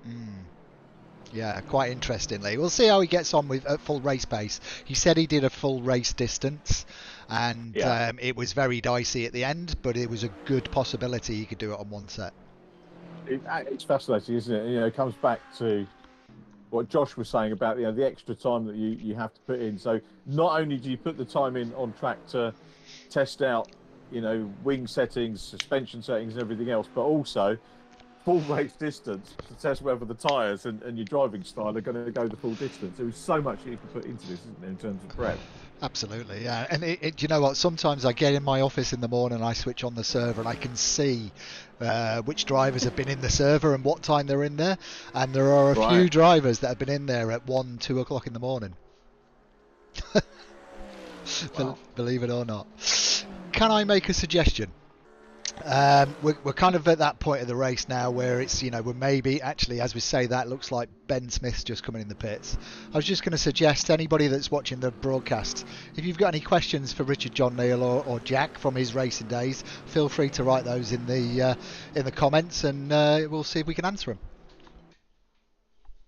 Yeah, I'll let someone read them out for me, because I've got the timing screen open, and we can do that. Obviously the main one. I haven't got the YouTube questions up, so. But yeah, if anyone does want to ask anything, that would be good. I was come back to the point about the sponsors. We had a guy down at Pembrey who went out. I can't remember what happened. Maybe involved in a bit of contact or something like that. And the pit lane guy, was a very good pit lane interview actually, called Mark Ellinger, went over and said, can you tell us what the problem? Again, I won't name the driver, but he said, can you tell us what the problem was? And he didn't want to talk. And one of the things you do is you try and gauge whether a driver is up for it or not. If you're live on the mic, you can sort of give a thumbs up or otherwise. And I don't think Mark read the situation. Basically went in and asked what happened to the guy. And he said, if you don't get that microphone out of my effing face, I'm going to stick it where the sun don't shine. And Mark, cool as a cucumber, turned away and said, I don't think he wants to talk to us at the moment, but we'll see if we can grab a word. But that's actually one of the reasons why, women pit lane reporters came in, likes of Lou Goodman and people like that, because blokes are less likely to be aggressive or swear at females in the pit lane. That's actually one of the reasons why pit lane reporters historically have been female. Although obviously that's not what you want from a driver or anything like that. As a organisation, I'd be thinking now, or as a media team sort of thing, as a broadcaster, social media team, whatever you want to call it, I'd be thinking, well, you could clip that and that would go viral. You'd get a lot of eyes on shit like that. Yeah. I mean, he's that was in the days obviously before the internet, but yeah, now you're absolutely right. It would go all over the place, and that could be a good thing or a bad thing, depending on what people what happens really. I was chatting to the Dutch racer, Nina Gateman, who's coming into F4 today, and she was talking to me about one of her driver coaches. Used to be Cor Oyser, who's a very well-known GT racer, Dutch guy. And I laughed when she said Cor Oyser, and she said, "Why are you laughing?" And I said, "Well, Cor was the first guy that I ever interviewed who swore." Oh, really? And you don't forget things like that. And it was when we were doing the F3 GT, and he was on the podium, and he used the F word. And I was chatting about it and said, obviously the first thing you do is you apologise to the audience. which you do on a broadcast as well if there was an expletive that came out. But then she said, yes, that's the right thing to do, and I said it is the right thing to do. But actually, I'm not sure people are offended by it because, you know, most of people, you know, youngsters would probably laugh at it, and I think most of the people that go racing would appreciate that it is a, you know, sort of a gut reaction and genuine feeling. And I think as long as people aren't swearing all the time, I think the odd one is understandable, to be honest. I personally have that opinion as well in sport generally. To be honest, it's yeah, you shouldn't do it. You should do everything you can to not do it. But if it slips out, then it's sort of one of those things. I tell you, a really interesting Formula One drivers' press conference, and a reporter asked Lewis about a comment he made in the heat in a previous race, and before he answered, I don't know if you saw this, Sebastian Vettel put it in. Yeah. Did you see that? And kind of said, look, you know, do you think that if they put a microphone on every football player or rugby player, that there wouldn't be an expletive coming out their mouth? You know, the adrenaline's running, they're in the heat of the action, things get said. Absolutely. Yeah, I mean, any football match you go to. See, I had this with my godson when he was a youngster. Like, his mum wouldn't let him watch Doctor Who because it was scary. But they took him to football where the language you heard from the players on the pitch was worse. Just want to point out, actually, Adam Lyle's in the lead. Have we? I mean, Joel's 13 seconds down on him. He has been in the pit though, Joel. I have been keeping an eye on him. I was just about to say, did we see him pit? No, we didn't see him pit, but he has been in the pit a lap ago. Adam Lyle hasn't been in the pit, so the likelihood is we're going to see a switch of about 20 seconds again, which sees that Joel Last goes ahead probably by about the same margin, about 6 seconds or so. I could only assume that Joel, having not dropped that far back, didn't take tyres. So, you know, he's come in, he's gone for that fuel stop. I imagine not taking tyres. As you said, he's going to live with the dicey nature of the car. At the end, it's forcing Adam Lyle to also not go tyres because Adam's clearly not quick enough to have caught him up in the first sort of half of this race, and he's almost wasted those tyres now. If he then does switch, it's a bit of a risk for him if he tries to do it now. Johnny Ogden, I'm thinking may well have had tyres put on him. Because he is in third, he's just gone green sector 1. Yeah. And if you've just put a load of fuel on, you're going to be heavier than you were right at the beginning of the race. Yeah. There's no real reason why you would go green unless you've got that extra grip. Yeah, he's looking pretty good, isn't he, at the moment, Johnny Ogden. There's Joel Lasker, pole position man and the man that led in the early stage. Only 10 seconds down Adam Lyle, so he's going to reclaim the lead. And this is the fascinating part, isn't it, of any... you've got me not wanting to use the word endurance now, particularly as Andy moans about it. we can pick up with Andy at the weekend when we see him about it. And Andy, wish you well, mate, as well. Let's see how this pans out. What's the green indicator on Andy Carroll, by the way? That means he hasn't pitted. That means we go to Rich and ask him. He hasn't pitted yet. Right, got you. Yeah, so the orange ones, everybody looks like. Yeah, I think that's. No, because Adam hasn't though. That's a good point. And neither has Olivia. So, and in fact, Andy Carroll has pitted. So, then I don't know. We'll try and figure that one out, I guess. I'll have a look. Bear with me. Thank you very much. Sorry, Evers. Normally, when on that section of the timing tower, when we used to have the hybrids, so we used to have a hybrid system in the cars, Richard, which you probably don't know, to be fair, so I'll explain it very quickly. We used to have like DRS style thing where we could activate like battery powered boost. Basically, you could activate it maximum of 3 times a lap, but you only had 15 over a race, and we used to do 20-minute races, not 25-minute races. And that is where those numbers used to appear. They used to count down if you had 15 left, 14 left, 10 left, or whatever. But we don't obviously have the hybrid system in this championship, so yeah, that may well just be there as a bit of a glitch, and it might just not mean anything actually. Yeah, I don't know. Fair enough. Gap's coming down, isn't it? 11 seconds to 8 now. Lyle to last. Yeah. Joel did a 2:18 last lap, 2:18.8. So that's a second off his fastest lap. Sam Milner's in the pits, which means Olivia and Adam Lyle are the only two that haven't been in the pit and are still rotating the circuit. So Yeah, the numbers are coming down. We'll have to wait and see when Olivia and Adam, particularly, he's not gaining any time on Joel or Johnny here. It's staying out for as long as possible, but he might be. Well, fuel saving isn't really a thing, Rich. I sort of made this mistake, months ago, didn't I, saying that he might be fuel saving. We'll get back to that in a second as Chris Blakey overtakes Andy Carroll into 5th position, and that recovery drive is still well on, Richard. It is, yeah. This is, good stuff, isn't it? So, good three-way battle going on here. And, yeah, time-wise, 36 minutes ago. Actually, passing very quickly, this. It is nice, isn't it? I mean, I don't know about you. You have a lot more experience in covering endurance racing. And I did just use the word, I know, but Richard than I do. But I got taught once by a couple of the people at Radio Le Mans that effectively what they do is they almost just treat it like a podcast these days.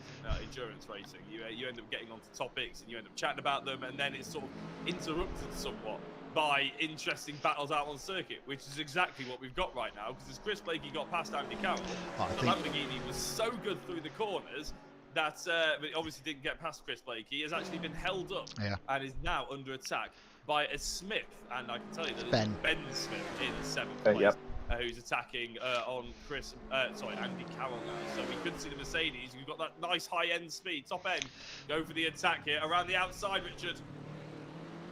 Having a good go, well done, Ben. So, oh no, good job, but overcooks it on the way out. Yeah, that's a shame. That's almost a classic thing, isn't it, to happen as we go back to Joel Lask, who's now 4.8 seconds down on Adam Lyle. So continuing to reel in the treble 6 car. But yeah, that was a big shame for that to end that way. But at least it wasn't contact. That's true. Yeah, the last thing we want is obviously to see someone get spin off in a close battle like that with contact. And I think, to be fair, we've only seen one of those incidents today, and even then it's sort of obviously unconfirmed, but it did look like that. Earlier on with Kai Kagashiwa was involved. I don't think we noticed. Eric Axelsson has actually DNF'd. Yeah, he DNF'd a while ago. Yeah, it was a while back, Eric, have DNF'd actually. So, Eric, who was obviously chasing back through and pitted and then was in no man's land, clearly didn't feel like he had the pace to do anything and decided to give up the ghost. I think the thing for Joel is he can see Adam now as well, can't he? So that's going to be a big motivator for him. Will be, yeah, even though he hasn't. Well, I'm sure Joel realises that Adam hasn't hit him. Kai has just gone purple sector 1 again. He just keeps beating his own sector 1 time, does Kagashiwa, in 4th place.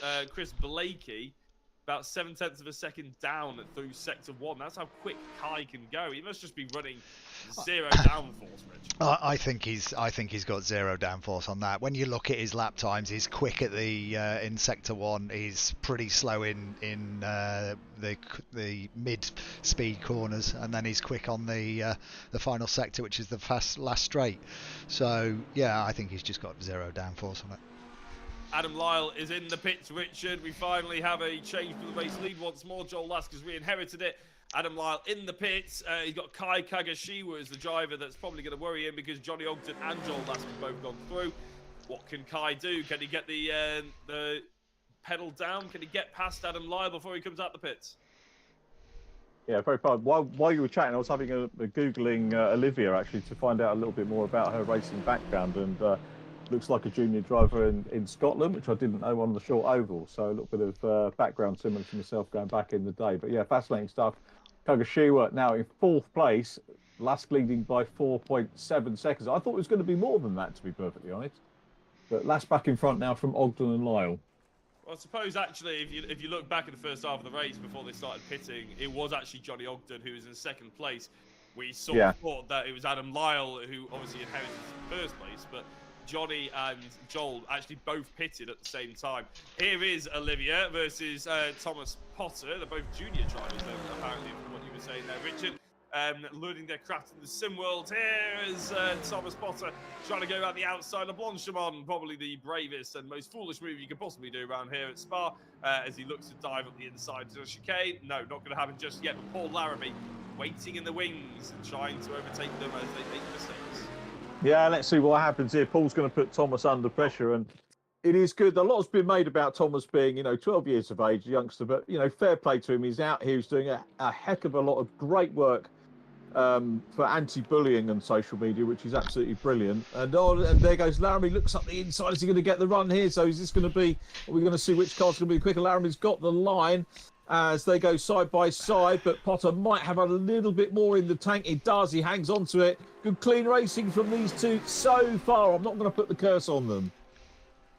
Well done, Thomas. So good stuff.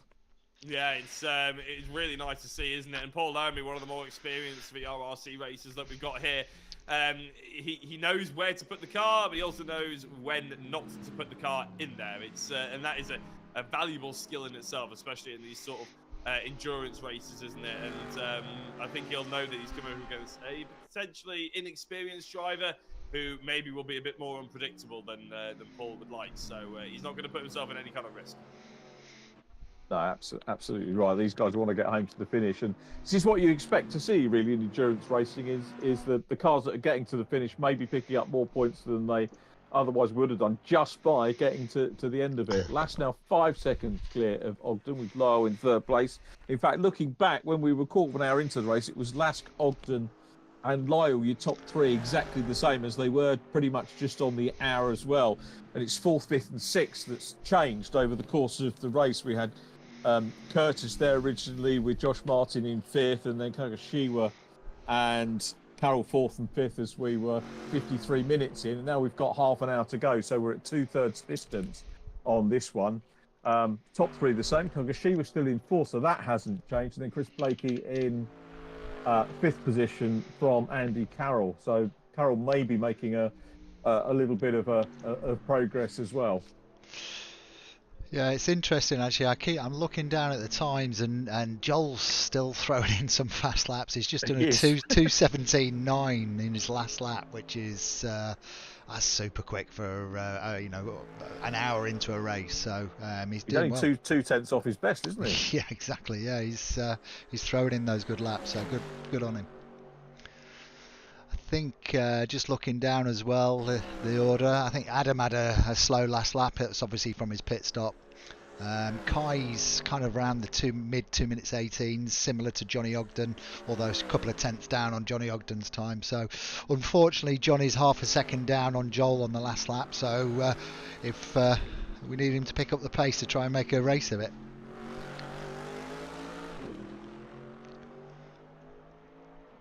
So Nicky Taylor was in the first couple of rounds. He's retired now, isn't he? After his yeah. He's second retired. position in the minis, which is a shame. I don't know if he's watching. We're looking forward to seeing him out in his Clio Cup car, which would be great to see. Wish him well.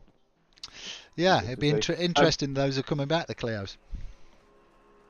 Yeah, Palmer's picked up on, isn't he? It's MSV formula basically. So, Jonathan's doing a lot of good things. It's something with MSV doesn't quite grab me. I'm not sure what it is. It's almost maybe all a little bit too polished, but I don't know. You don't seem to get the character that you have from the Bark and BRSCC championships. Yeah. Maybe it's because I haven't seen them, but there's just nothing sort of headlining. Events-wise, they do a fantastic job. With the truck meetings and the speed fests and the super touring car meetings, things like that. But for me, they don't in their championships seem to have any sort of big heroes. Yeah, I know what you mean. I mean, it'll be good to see them back on the track. Clio's are great cars, great racing cars, so it'll be good to see them. So yeah, hopefully it'll be a decent championship. But I know what you mean. Yeah, I think the Clio, the new Clio is cheaper than the old one, which is great. And it got dropped at the wrong time. Well, it wasn't dropped, was it, as such? But it moved away. It closed down at the wrong time for me because they were. I think if they'd have stayed with the package, the touring car package, then the fact that the costs have gone down, they'd have had big grids. Interestingly, big grids, but... Brad Smith, DNF, just noticed.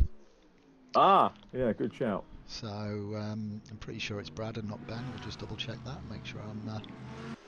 Oh no, Brad's still going. No, it's Ben, isn't it? It's the 12 that's Ben. dropping down. That's interesting. Yeah. Bit of a shame, really, because we just reached into the last third of this race, haven't we? Half an hour. We finally get into the distance to the checkered flag that these drivers are actually used to. I don't know whether it's. I'll drop him a message. Ben Smith, or whether he was actually had damage or something like that. But it looks like we're only going to be finishing with around about half the amount of drivers that we started with. Well, a bit better than that, but it's a bit disappointing, isn't it? That means we'll see Olivia move up one more position. Sam Milner, obviously Thomas Potter inside the top 10 now. A bit of an opportunity for drivers to obviously finish quite well. You might think, oh, well, only half the drivers finished, so it doesn't look as impressive. But yeah, you've got to finish. That old adage, absolutely, isn't it? that is it. Yeah. Yeah, you got to be in it to win it. We've seen a lot of drivers. It's not like they've voluntarily pulled out of this, Richard, is it? We saw the likes of Eric Axelsen have damage that he never quite recovered from. Obviously, Josh Martin had an internet dropout, so that's a bit of an exception. Lee Pearcey, I'm guessing, had some kind of damage. Craig Curtis went straight into the wall. I think Mark Stokes ended up going into the wall as well. Like, it's not DNS because of internet issues, apart from Josh Martin. It's DNS because, you know, it's a hard graft out there. It's hard to do this in the sim world. It's hard to do it in the real world as well, but in the simulator, the concentration levels needed are almost as high because you don't get all the other senses helping you out. Yeah, I've just dropped Lee a message as well, asking him what the problem is. Hopefully he'll come back to us. Fingers crossed. There's our race leader, Joel Lask, 4.4 seconds. This isn't by no means over. Johnny Ogden is keeping him honest, and yeah, if the tyres do go off to the very late stages of the race, things are going to close up. So, you know, potentially in for the cliched grandstand finish here between the two of them, because the gap is about a second down on what it was, I don't know, 10-15 minutes ago. So Johnny Ogden's keeping the pressure up. Johnny's tyres might go as well. Quick look at the times. He is last up to 2:18s against 2:8. Yeah, they're both doing 18s at the moment. Johnny was 4/10 quicker on the last lap over the race leader. So yeah, it's still doable for him. They're both in the Mercedes as well. In fact, the top three are all in Mercedes, and you've got two BMWs, I believe that is, in 4th and 5th position in Kai and Chris Blakey. Lamborghini in 6th place, and then two more Mercedes. So there's a lot of Mercs out there, and I think two of the drivers that we're missing are two of the top three from last week. Sorry, not last week. I'm so used to saying that. Last round, I should say, actually, with Jack Smith and Oliver Gibson, two BMW drivers that were so strong and always are strong in whatever championship they go into. Not here tonight, unfortunately. And if we had them, we could see a very different race, of course. I think Joel Lask would potentially have a little bit more of a headache, and it would see a bit more of a representation for BMW right at the front end. As it is, Chris Blakey would be there, wouldn't he, to be fair, if it wasn't for obviously that unfortunate incident right at the beginning. Yeah, absolutely right. Still scoring well, though, with 5th position at the moment, and potential to go that little bit higher. It's still very close between these guys, so let's see what Blakey can do. Yeah, just lapping Olivia there. Olivia. Yeah. Yeah, so makes a move on Olivia, who I think read that well, actually, to be fair as well. Got nothing to gain by getting in the way of the leaders, so nice. Yeah, I think jumped out of the way fairly well. Knew that Kai was coming through. I don't think she saw Chris was coming through right up until the last second, but still managed to keep her car out of the way. And yeah, maybe you can try and learn one or two things. It looks like she's dropped off the back of them quite quickly, though, because of course she got overtaken in a rather awkward position. Interestingly, Chris was 3 seconds quicker than Kai in the last lap. Yeah. Yeah. Wow. So he's... Can't really explain that one. Is that all in sector 2? It's the only thing I can think of. It wasn't all in sector 2. No. No, it was only a second in sector 2. So whatever happened to Kai on the last lap, yeah, that is a massive difference. I think Chris is going quite quickly, but I think the thing is, Chris is going as quickly as the front runners, which is where we would expect them to be. And Kai is going as quickly as the rest of the field. So there is just a big disparity between the 4 quick drivers and the rest of the field. I think that's probably the biggest thing we can take away from that. And obviously, we'll probably see Kai really struggle from about now on Double Gouche or whatever it's called. You guys were talking about earlier. Gouche. It's not a fashion brand. It's not Gucci. Oh, I don't know. Poo on and poo out. Let's just call it that for now. Brilliant. Interestingly, Tom in the chat said that Kai was in traffic on the previous lap, so that looks like it looks like we missed that. Thank you, Tom. Yeah, maybe that was overtaking Olivia. Maybe that wasn't as easy and as straightforward as what we made it look when we caught up to her. So the gap for between Chris and Kai is coming down quite nicely now, down to 1.2. Yeah, I think that's only going to get closer and closer as well, isn't it? And as we said, Chris is probably going to be wanting to try and get onto that podium. I'm not entirely sure he's going to manage it though, because he's got 11 seconds. Another 11, yeah. Yeah. And from Kai to Adam Lyle, and Chris is already a second and a half with only 21 minutes and a half to go. I know that sounds like a lot. It'll be interesting, really, to see, because Kai and Chris, the two leading BMWs, how do their tyres compare? How does the wear compare to Adam Lyle, Ogden, and Lask, all the Mercedes, of course? I think Adam Lyle's taken tyres, and I don't think Johnny and Joel have. That's my gut instinct. Just because of how far away Adam Lyle is, so that could be massive. Are you seeing the gap between Johnny and Joel's coming down all the time? Yeah, down that's to 3 what I now. was thinking. Yeah. Interesting. We've still got 20 minutes on the clock, haven't we? So it could still all to play out for. So that'll be interesting to. I mean, we didn't notice whether Joel took tyres or whether he just did a splash and dash. So maybe he didn't take tyres and he's now suffering. I just think he's jumped so far ahead. Him and Johnny have jumped so far ahead of Adam.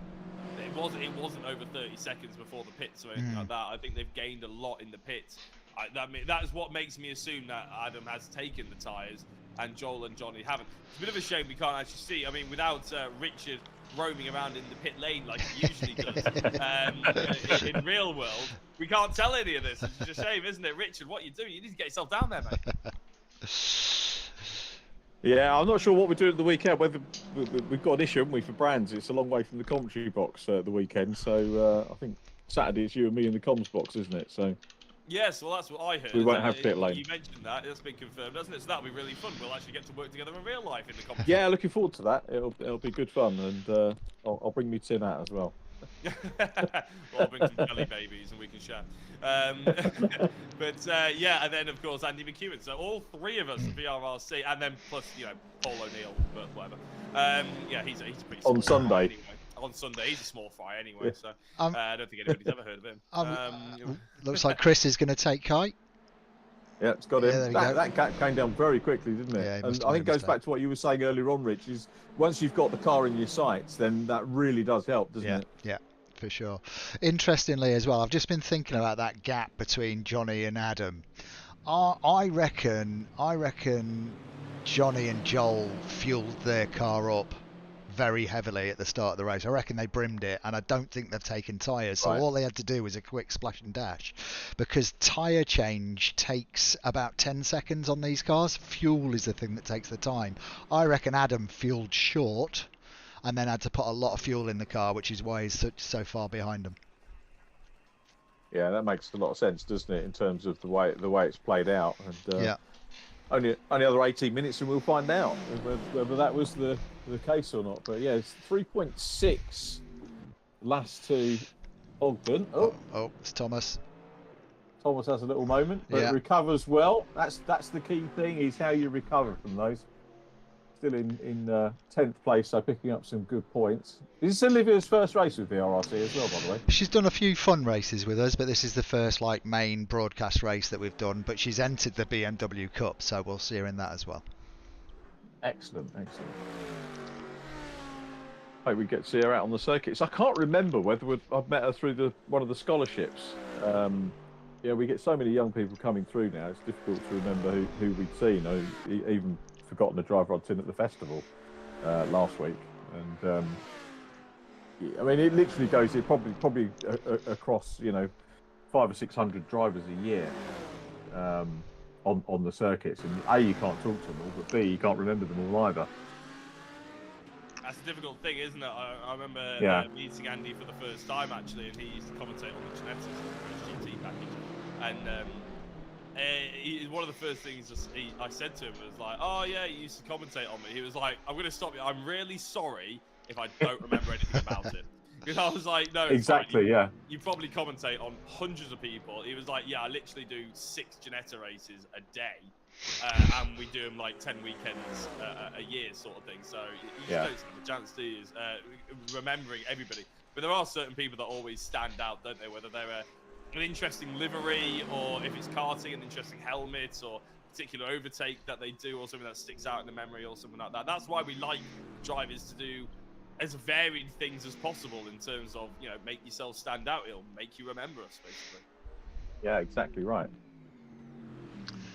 So Thomas recovering well. So yeah, it looks Sorry, like, Rich. listen, I was just saying, it looks like Joel and Johnny are kind of matching each other on lap times at the moment, within a few tenths of each other. Although first sector pretty much bang on, down to the almost down to the 100th of a second in the first sector for them too. So They are. yeah. We played the real GT drive. We've got Johnny Adams second and third, haven't we? Yeah.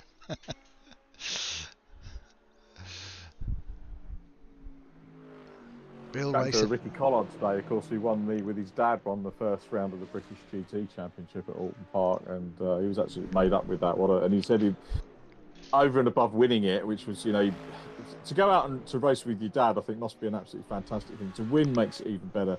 And he said the icing on the cake was the reaction he had on social media and just messages, you know, people sending the pair of the messages saying well done and really chuffed, and it was a really lovely thing to see him in GT. And he's still thinking of retiring, believe it or not, Ricky Collard. He was, you know, chatting today that Right. he'd love to do more, but you know, money wise, you know, he can make a lot more money, as drivers do, out of coaching and stuff like that. He's done a bit of broadcast work on DTM as well. Right, okay. Just had a question in from Tom on the chat in YouTube, just asking for the lap times between Adam and Chris. Tom, just so you know, last lap Adam was 2:19.1 and Chris was 2:18.4, so quite a decent difference there. Good 0.7 of a second improvement there from Chris over Adam. And Chris Not just quite got gonna- green in sector 2 as well, actually. So could see Chris Blakey going even faster, which would be quite interesting. With only 15 minutes to go, I don't know about you, Richard. I don't really see a 10-second gap disappearing, unless Adam makes some kind of mistakes. But to be fair to the front three, they've been extremely consistent. They've been very haven't they, consistent, yeah. over the course of this entire race, and that's why the lap times haven't really changed that much. I mean, we were saying about Johnny Ogden moving within a couple of tenths, or a couple of tenths closer to Joel Lask. The fact that it is the gap has only changed by about half a second maximum over the course of the last 45 minutes is pretty remarkable, isn't it, really, the consistency? Yeah, it is. And I'm wondering now whether this 3-second or virtually 4-second gap's going to come down as well between Lask and Ogden. I think Joel probably has got enough in the tank at the moment to hold on to it. Johnny was 0.2 slower than Joel on the last lap. Yeah. But again, he can see him. You can see him. That's a good motivator. Yeah, that just gives you that little bit of focus, doesn't it? And if you see a mistake, you think, yeah, that's another tenth or so, just pull back. So it could happen. What are we on? 3.7 now, 3.8. It's going to vary as we go through the twists, turns, ups and downs of Spa-Francorchamps. Just had a message back from Lee Piercy on his DNF. Basically had spin and damaged the car twice, so decided to retire. It's not entirely surprising, really, is it, when you've got that amount of time left to drive a damaged car? But it is still a championship, which is something that we have to think about. It's you wouldn't really want to see that in a sprint race that we normally do in our major championships, because there are still prizes on the line. Just because you can't rectify the mistake quite as quickly doesn't mean that the points dropped don't mean as much. And I think that's something that maybe this format of championship, people slightly struggle with, as Chris Blakey's clearly pushing as hard as he can, is the sort of mindset that points still count and the points are still there to be had. And if you keep that consistent mindset and you keep that grind going and you turn up for all the events, the likelihood is you're going to be around a prize-giving position by the end of this season. I mean, just look at Eric Axelson. Unfortunately, he was top. He's crashed out of this race. And then I mentioned the two other BMWs, Smith and Gibson, before. They're not even here. So it was a great opportunity for like Ben Smith to jump up. And now he's not even finishing this race. So loads of people have got so much opportunity to get into those prize-giving positions, whereas you might not normally get that in the normal major championships. So if you want your hands on a kind of a simulation wheel or anything like that. I'm not sure if they're actually up for grabs, but even if you want your hands on some trophies, there's an opportunity for it in this one. Yeah. I think Eric's going to come out top, isn't he, on the point, with this being his drop round, so he'll go on to 47. You'll have to be careful now, though. Yeah, he will. 45. He will, yeah, that's the thing, isn't it? Because he's got that DNF in his pocket, but yeah, everything else is going to have to be a finish. And interesting conversation I had with Jack and Oliver. Jack Smith and Oliver Gibson are brothers, Richard, and they're very fast drivers. And they've done the first couple of rounds in this, but they've been on holiday in America for, I think it was 16 or 17 days. They've been out there, and they only got back on Monday this week, so they've not had a chance to do any practice. But they've decided to use this as their drop round, and the last time we did an endurance race at Le Mans, they finished 1-2, so they're quite looking forward to getting back in the next round at Le Mans and trying to repeat that 1-2 finish that they did last time. Log that one and remind us next time about that. We'll see how they go. It's a fortnight, isn't it? It is, yeah. 24th. Yeah. Looking forward to that. I don't know where the time's going this year. I can't believe we're in April. And we haven't really started racing in earnest on the real world, because I mean the touring cars don't kick off for another couple of weekends. And a lot of, I don't know, there's a huge amount of buzz about Carrera Cup, I've got to say, and a lot of very good drivers going into Carrera Cup. Still got a lot of good drivers in BTCC, but there's not as much movement in terms of people coming in to get excited about, but right.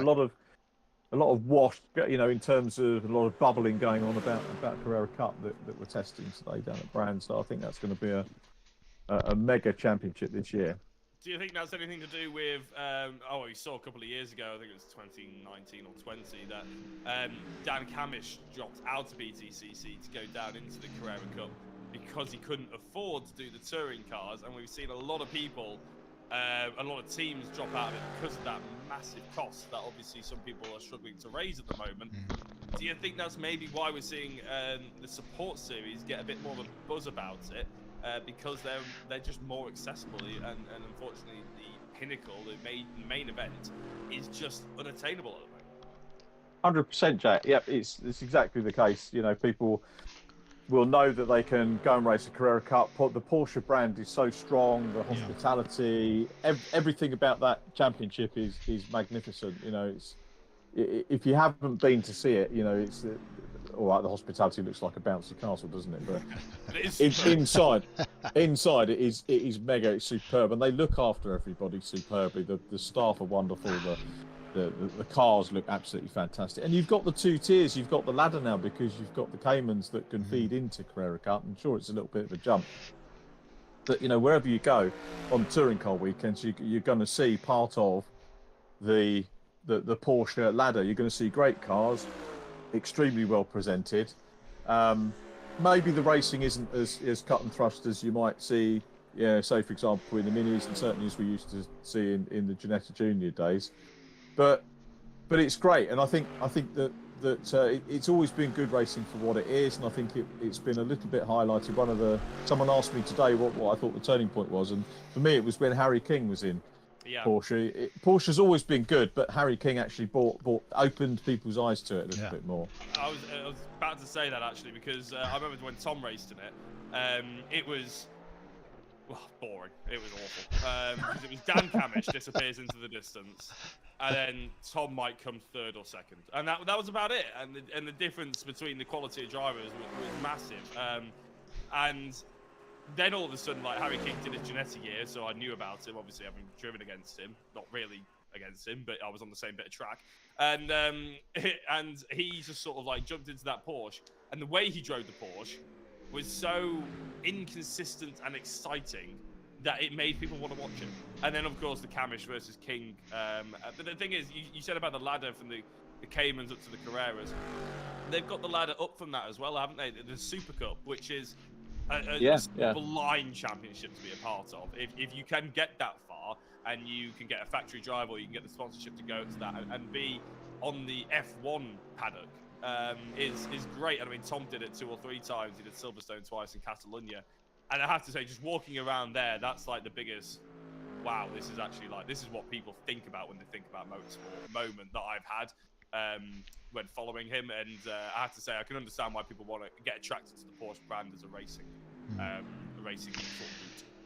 Here's a question for you. Obviously, with the onslaught of TCR UK and the higher costs of BTCC and the popularity of the support races in BTCC, do you see any changes coming along there?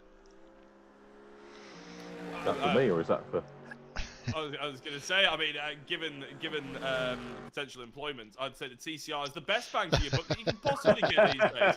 And I think that everybody should aspire to drive into it. I was thinking more on the lines of, and I know this is extremely controversial and probably not happening, but I'm just trying to get some conversation going. Do you see any, like the Porsche Cup actually overtaking BTCC? No. No, I don't think so. I think the history that the BTCC has, and admittedly, if you look at the face of it, if you introduce the BTCC now, you never heard of it before. If someone just came along and said, I want to propose this championship, and they proposed it, it probably wouldn't get any legs because it doesn't have a ladder. You can't race the cars in any other championship. It's ludicrously expensive. And yet it's one of those things where you just don't see it being toppled. You don't see the Porsche being the feature event. I don't think Porsche wants the feature event either. Right, okay. I think they're quite happy with it. I don't know, Richard, you probably tell me better than anybody else. Gal runs the touring cars. The BTCC will always be the top championship. He's been on record as saying that there's a couple of drivers gone, but he wanted it to be around 24 drivers, which is pretty much what they've got this year. And it's. I don't think the Porsche racing by the very nature of the cars, I don't think it will be as cut and thrust as what you'll see in touring cars. So I don't think it can take over from BTCC. That's what people are going to see. People are going to see your Ash Suttons and your Jake Hills and people like that. Hopefully doing a bit of panel bashing and getting stuck in. And that's not something that you should be doing in a Porsche. I guess the other thing is as well is that the tin tops, the cars are I know they're not road cars, but they're based on the road cars, which makes it, and they're based on accessible road cars, which kind of makes it more interesting to the public. Yeah, absolutely right. And actually, I did a straw park a few years ago. I had some friends come down to different meetings on the TOCA package, and I said, "What did you enjoy the most?" And a lot of them said, this was in the days that probably where Jack was saying it was boring. They said, "Oh, we love watching the Porsches," and it was something they, didn't see very much of on the road, but to see a full grid of well-presented cars battling it out, they loved it. And I just think what that means is it's just something for everybody on a touring car meeting, and not just BTCC, with TCR as well, albeit at the moment at maybe slightly different level. Sorry, go on, Jack. I was going to say, I think the Porsches, if you are a car enthusiast and you absolutely love the idea of a race car and you can appreciate a race car in all its glory, the Porsche is what you want to see. The way it attacks, the speed of that thing, it's astonishing. The problem is you stub your toe on the front grille and it'll overheat. So the radiator just breaks. And for such an astonishingly well-built car, the fact that the front grille the radiator is so close to the front of it just means that you just cannot get behind someone and race them for a prolonged period of time. It almost turns into F1 in that respect, and it's obviously heavily aerodynamic. But to drive, people ask Tom all the time, like in Q&As, what's the best or what's the fastest car you've ever driven? What's the best car you've ever driven? He always says the Porsche Supercup because it's a recognisable car, obviously, but as well, it is just a stunning bit of machinery. So it's a driver's car probably more than a spectator's. Chris Blakey's taken 4 seconds out of that, that 11 we were talking about a while back. He's got it down to 7. It's still not going to be enough of only 250 on the clock. And Joel Lasker's responded and got the gap out from 3.7, 3.8 to 4.2 or thereabouts as you watch Chris Blakey. So things have closed up. It's been fascinating to just watch what's been going on the timing tower on the last few minutes. 2.5 to go, but Lasker's driven a very, very measured one. Johnny Ogden's done a good job, and as you guys have said, consistent. The top 3 has been those 3, pretty much start to finish. Been pretty sublime, to be honest. Apart from obviously, I know Chris should have been in that sort of fight. Maybe we would have seen the likes of Josh Martin as well, Eric Axelsson. those three drivers I've just mentioned all qualified around that top 5, top 6 positions. But you can't take anything away from Adam Lyle, who is a driver that we don't speak about very often in the other championships. But here he is, getting plaudits for not only the track position that he's currently holding, but also the consistency. That Mercedes is difficult to drive. Even Joel said it himself in that interview.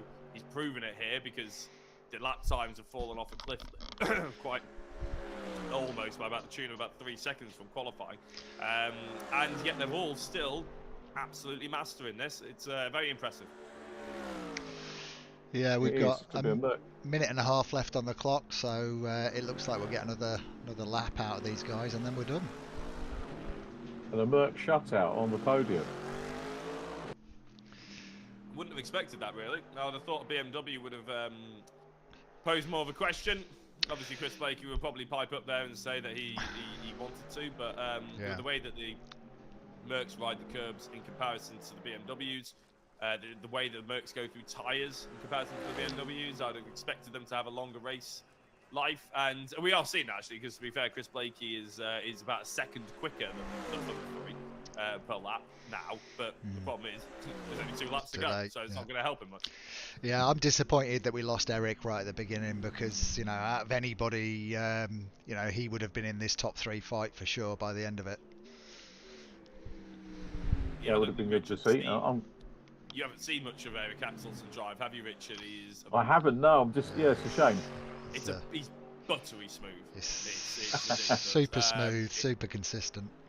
Yeah, he is if you want someone to maintain your tyres, you give it to Eric on this grid. Yeah, it's a great driver. If you want someone to go all out, no holds barred, the likes of Nicky Taylor and people like that, Joel Lask also would do a good job. But if you want someone to hold on to tyres, it's Eric is the way. He's the Sergio Perez of the VRRC world. So clock's just about ticked down to 0, so this will be our final lap. I best get myself organised for the next. Who home for the last time?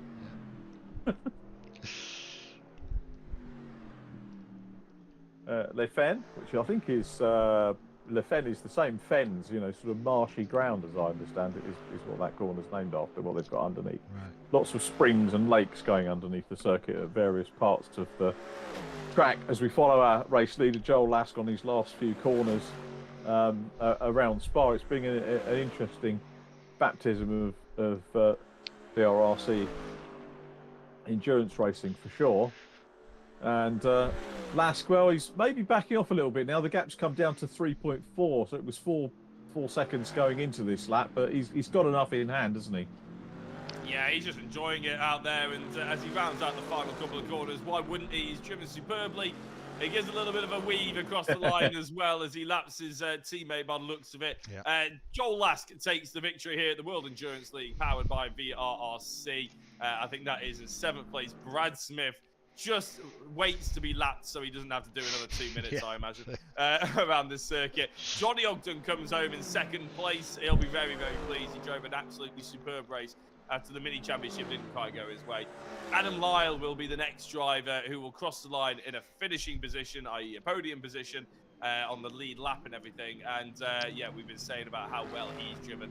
We're about to see him around as well. Phoenix Sim Racing on the side of that bright purple. Adam Lyle as he swerves across and takes the checkered flag. Top 3, well done, Richard. That was very impressive.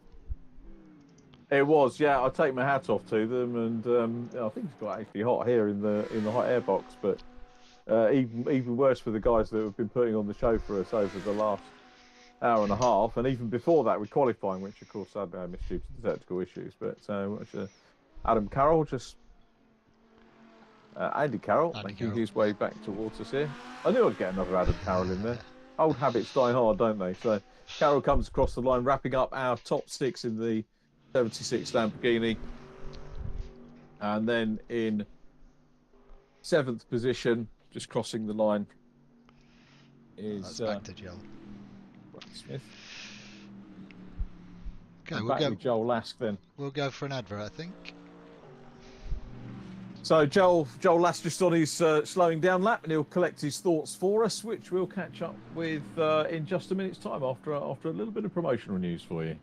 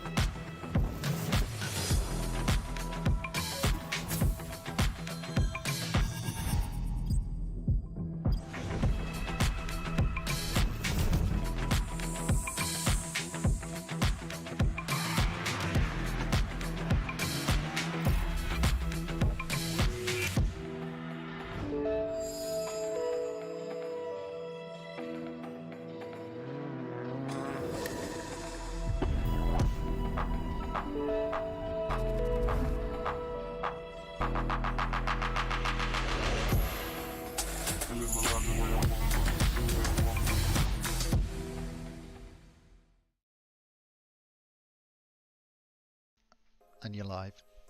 Thank you, Evnia. And our drivers have assembled in our virtual podium. I'm going to do 3, 2, 1. So well done on third place to Adam Lyle. Adam, well done.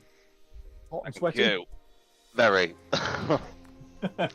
Yeah. Tell us about the race evening from, well, not just the race evening, but from, you know, qualifying onwards. Well, 300 laps of practice has helped me, obviously, with the race evening. But just practicing with Joel and Brad and Stuart and that, I just got quicker, and I had the right strategy to get me up on the podium. And what was it more fuel at the start? Did you tyre change? What happened during the race? I did. Most people went and boxed halfway. I thought, oh, I'm going to see if I can go 2/3 of the way, but the tyres just hit a brick wall and they had to come in early, which I'm glad I did because I was losing a lot of time. In terms of the how many hours do you reckon practice you put in for an event like this? Too many.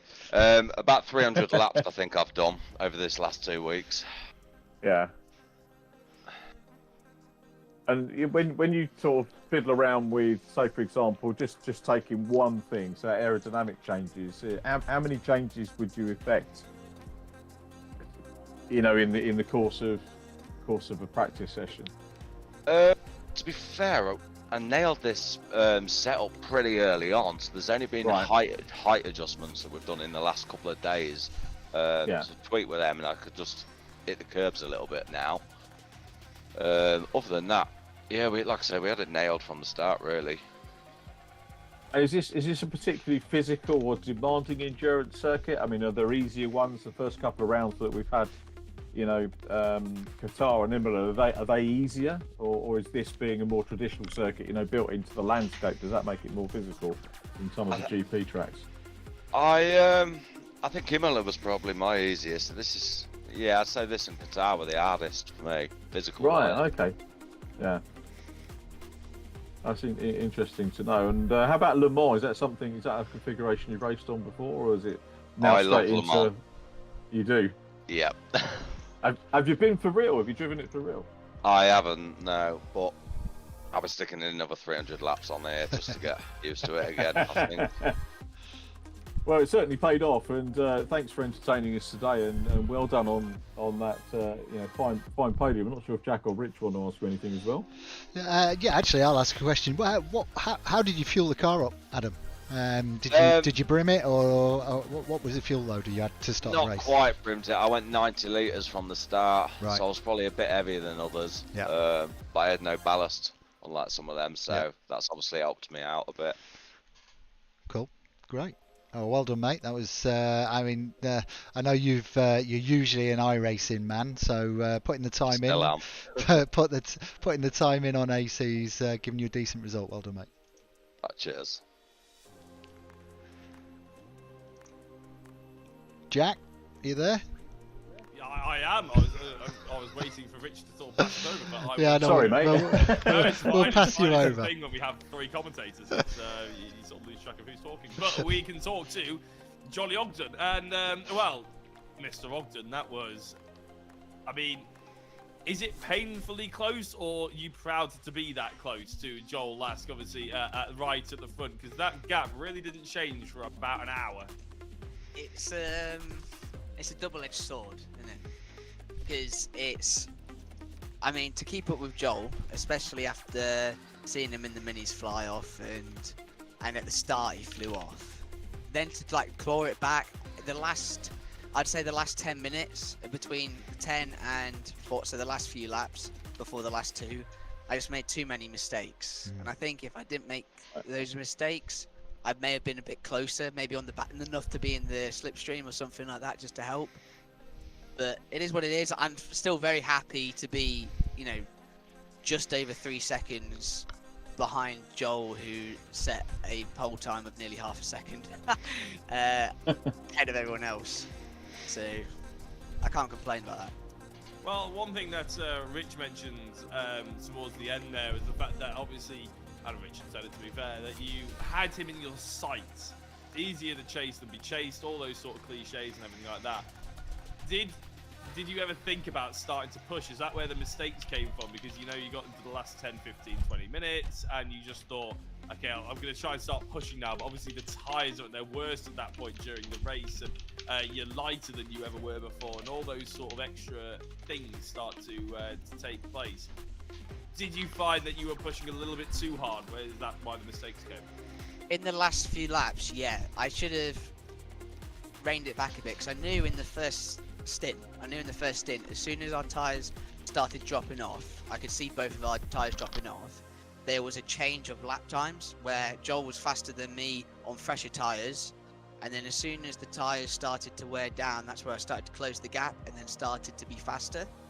And the same was happening in the second stint, and then in my head I was like calculating up. I was like, right, okay, I'm doing 0.4 of a second, 0.3 of a second. That's not enough. That is gonna be, I'm just gonna be in just reach. So I started to push, and that's when, you know, I had 3 laps of slower than Joel, which I think I added it up in my head, and it was equated to like 2 seconds, 2 and a bit seconds. Right. So I'm not saying I would have been right on him, but I would have been enough to probably make him sweat a bit.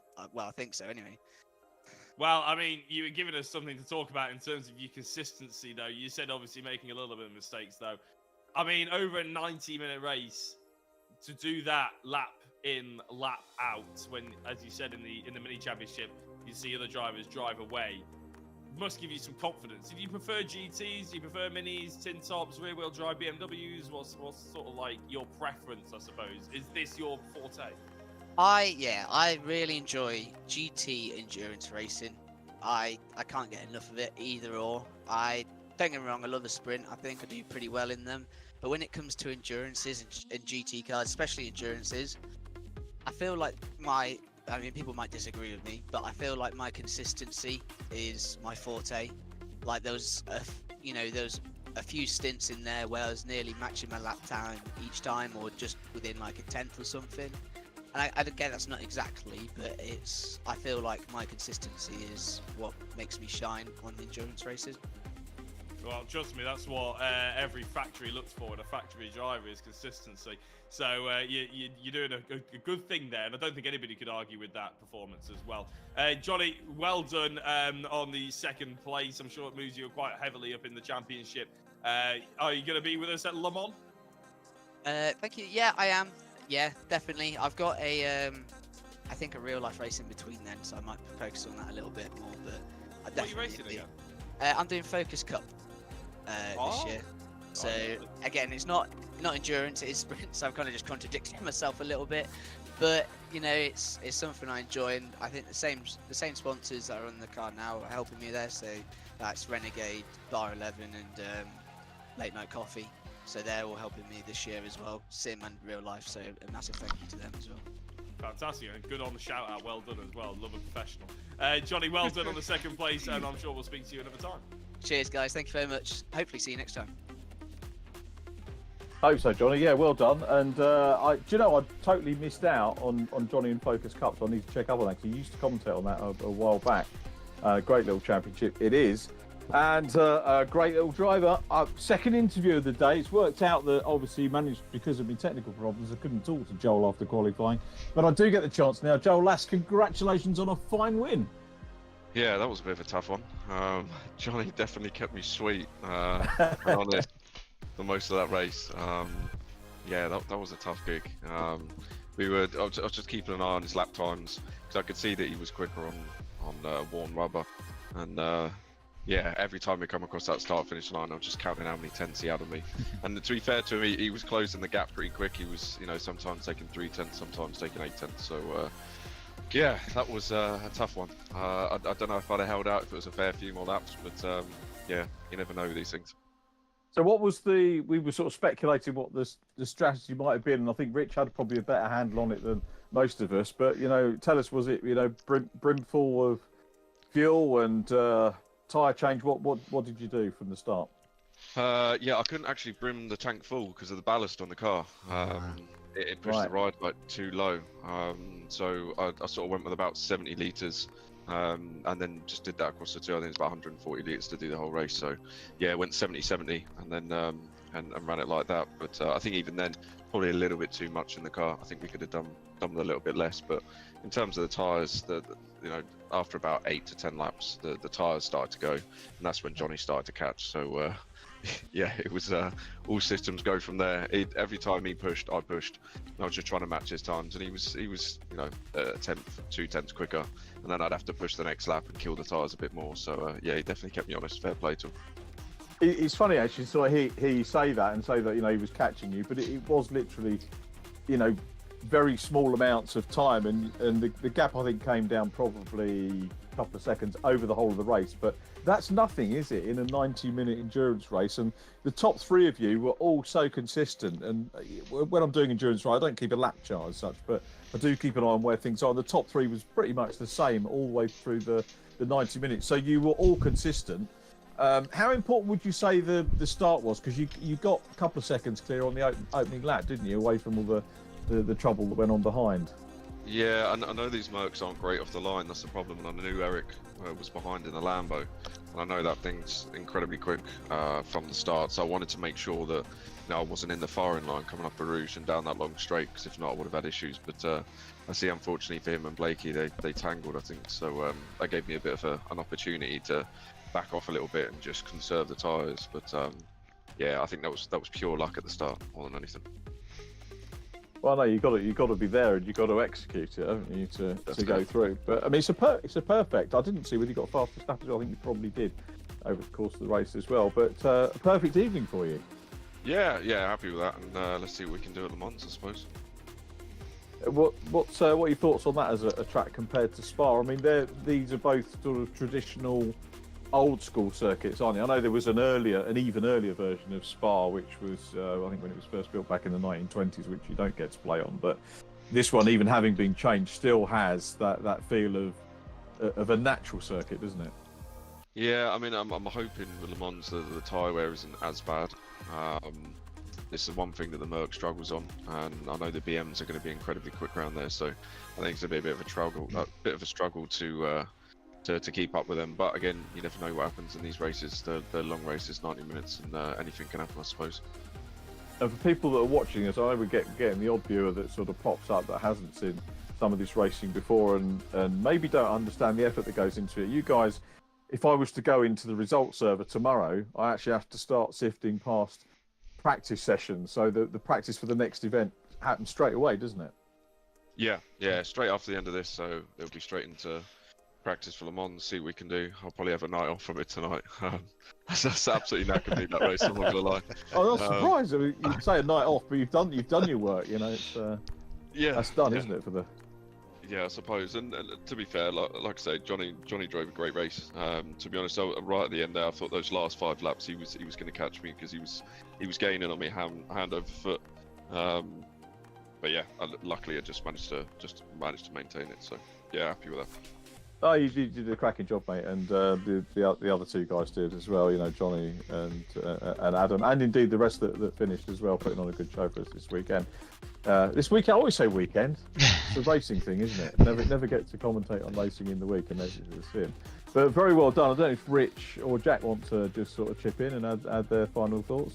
No, I'll just say well done, Joel. It's a great race, mate. Really consistent. Yeah, cracking. Yeah, really good race, mate. Really good. It was interesting. I was interested to see what your pit strategy was going to be. So it's quite interesting to hear what you had to do there. Obviously, with the ballast there and the fuel, having to short fuel it to keep the car up. Interesting stuff, mate. Well done. Yeah. Cheers. Right. So, what have we got next? Next week, or not next week actually, 2 weeks time. So not next Wednesday, the Wednesday after. We're moving over to Le Mans. So that's going to be quite an interesting race. I think I'm going to have to do some balance of performance work on the BMs, because they have got extremely long legs, which they can't stretch on any circuit other than Le Mans.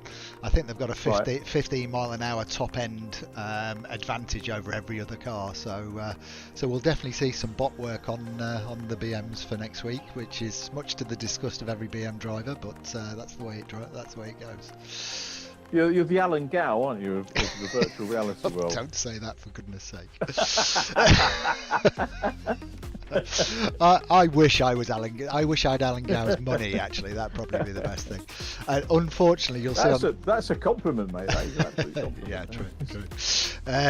You'll see. Unfortunately, the track graphic there for Le Mans got all the corner numbers on it, so I apologise for that, rather than names.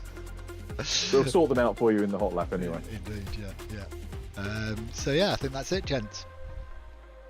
Apologies again for joining you late on. It did put me on the little back foot a little bit, but thank you to Jack for doing a sterling job, and you, Rich, as well, for keeping up there. So from all of us, come down to Brands Hatch if you're there at the week. If not, watch Jack and myself on the live stream. I hope you don't mind us giving a little bit of a plug there. We're live streaming from Brands Hatch at the weekend, and cool. If you're there, come and say hello. We'd love to see you. But thanks ever so much for watching, and we'll be back in a couple of weeks at Le Mans. So thanks everyone. Thank you, Jack. Take care, mate. See you at the weekend. Yes. Thanks.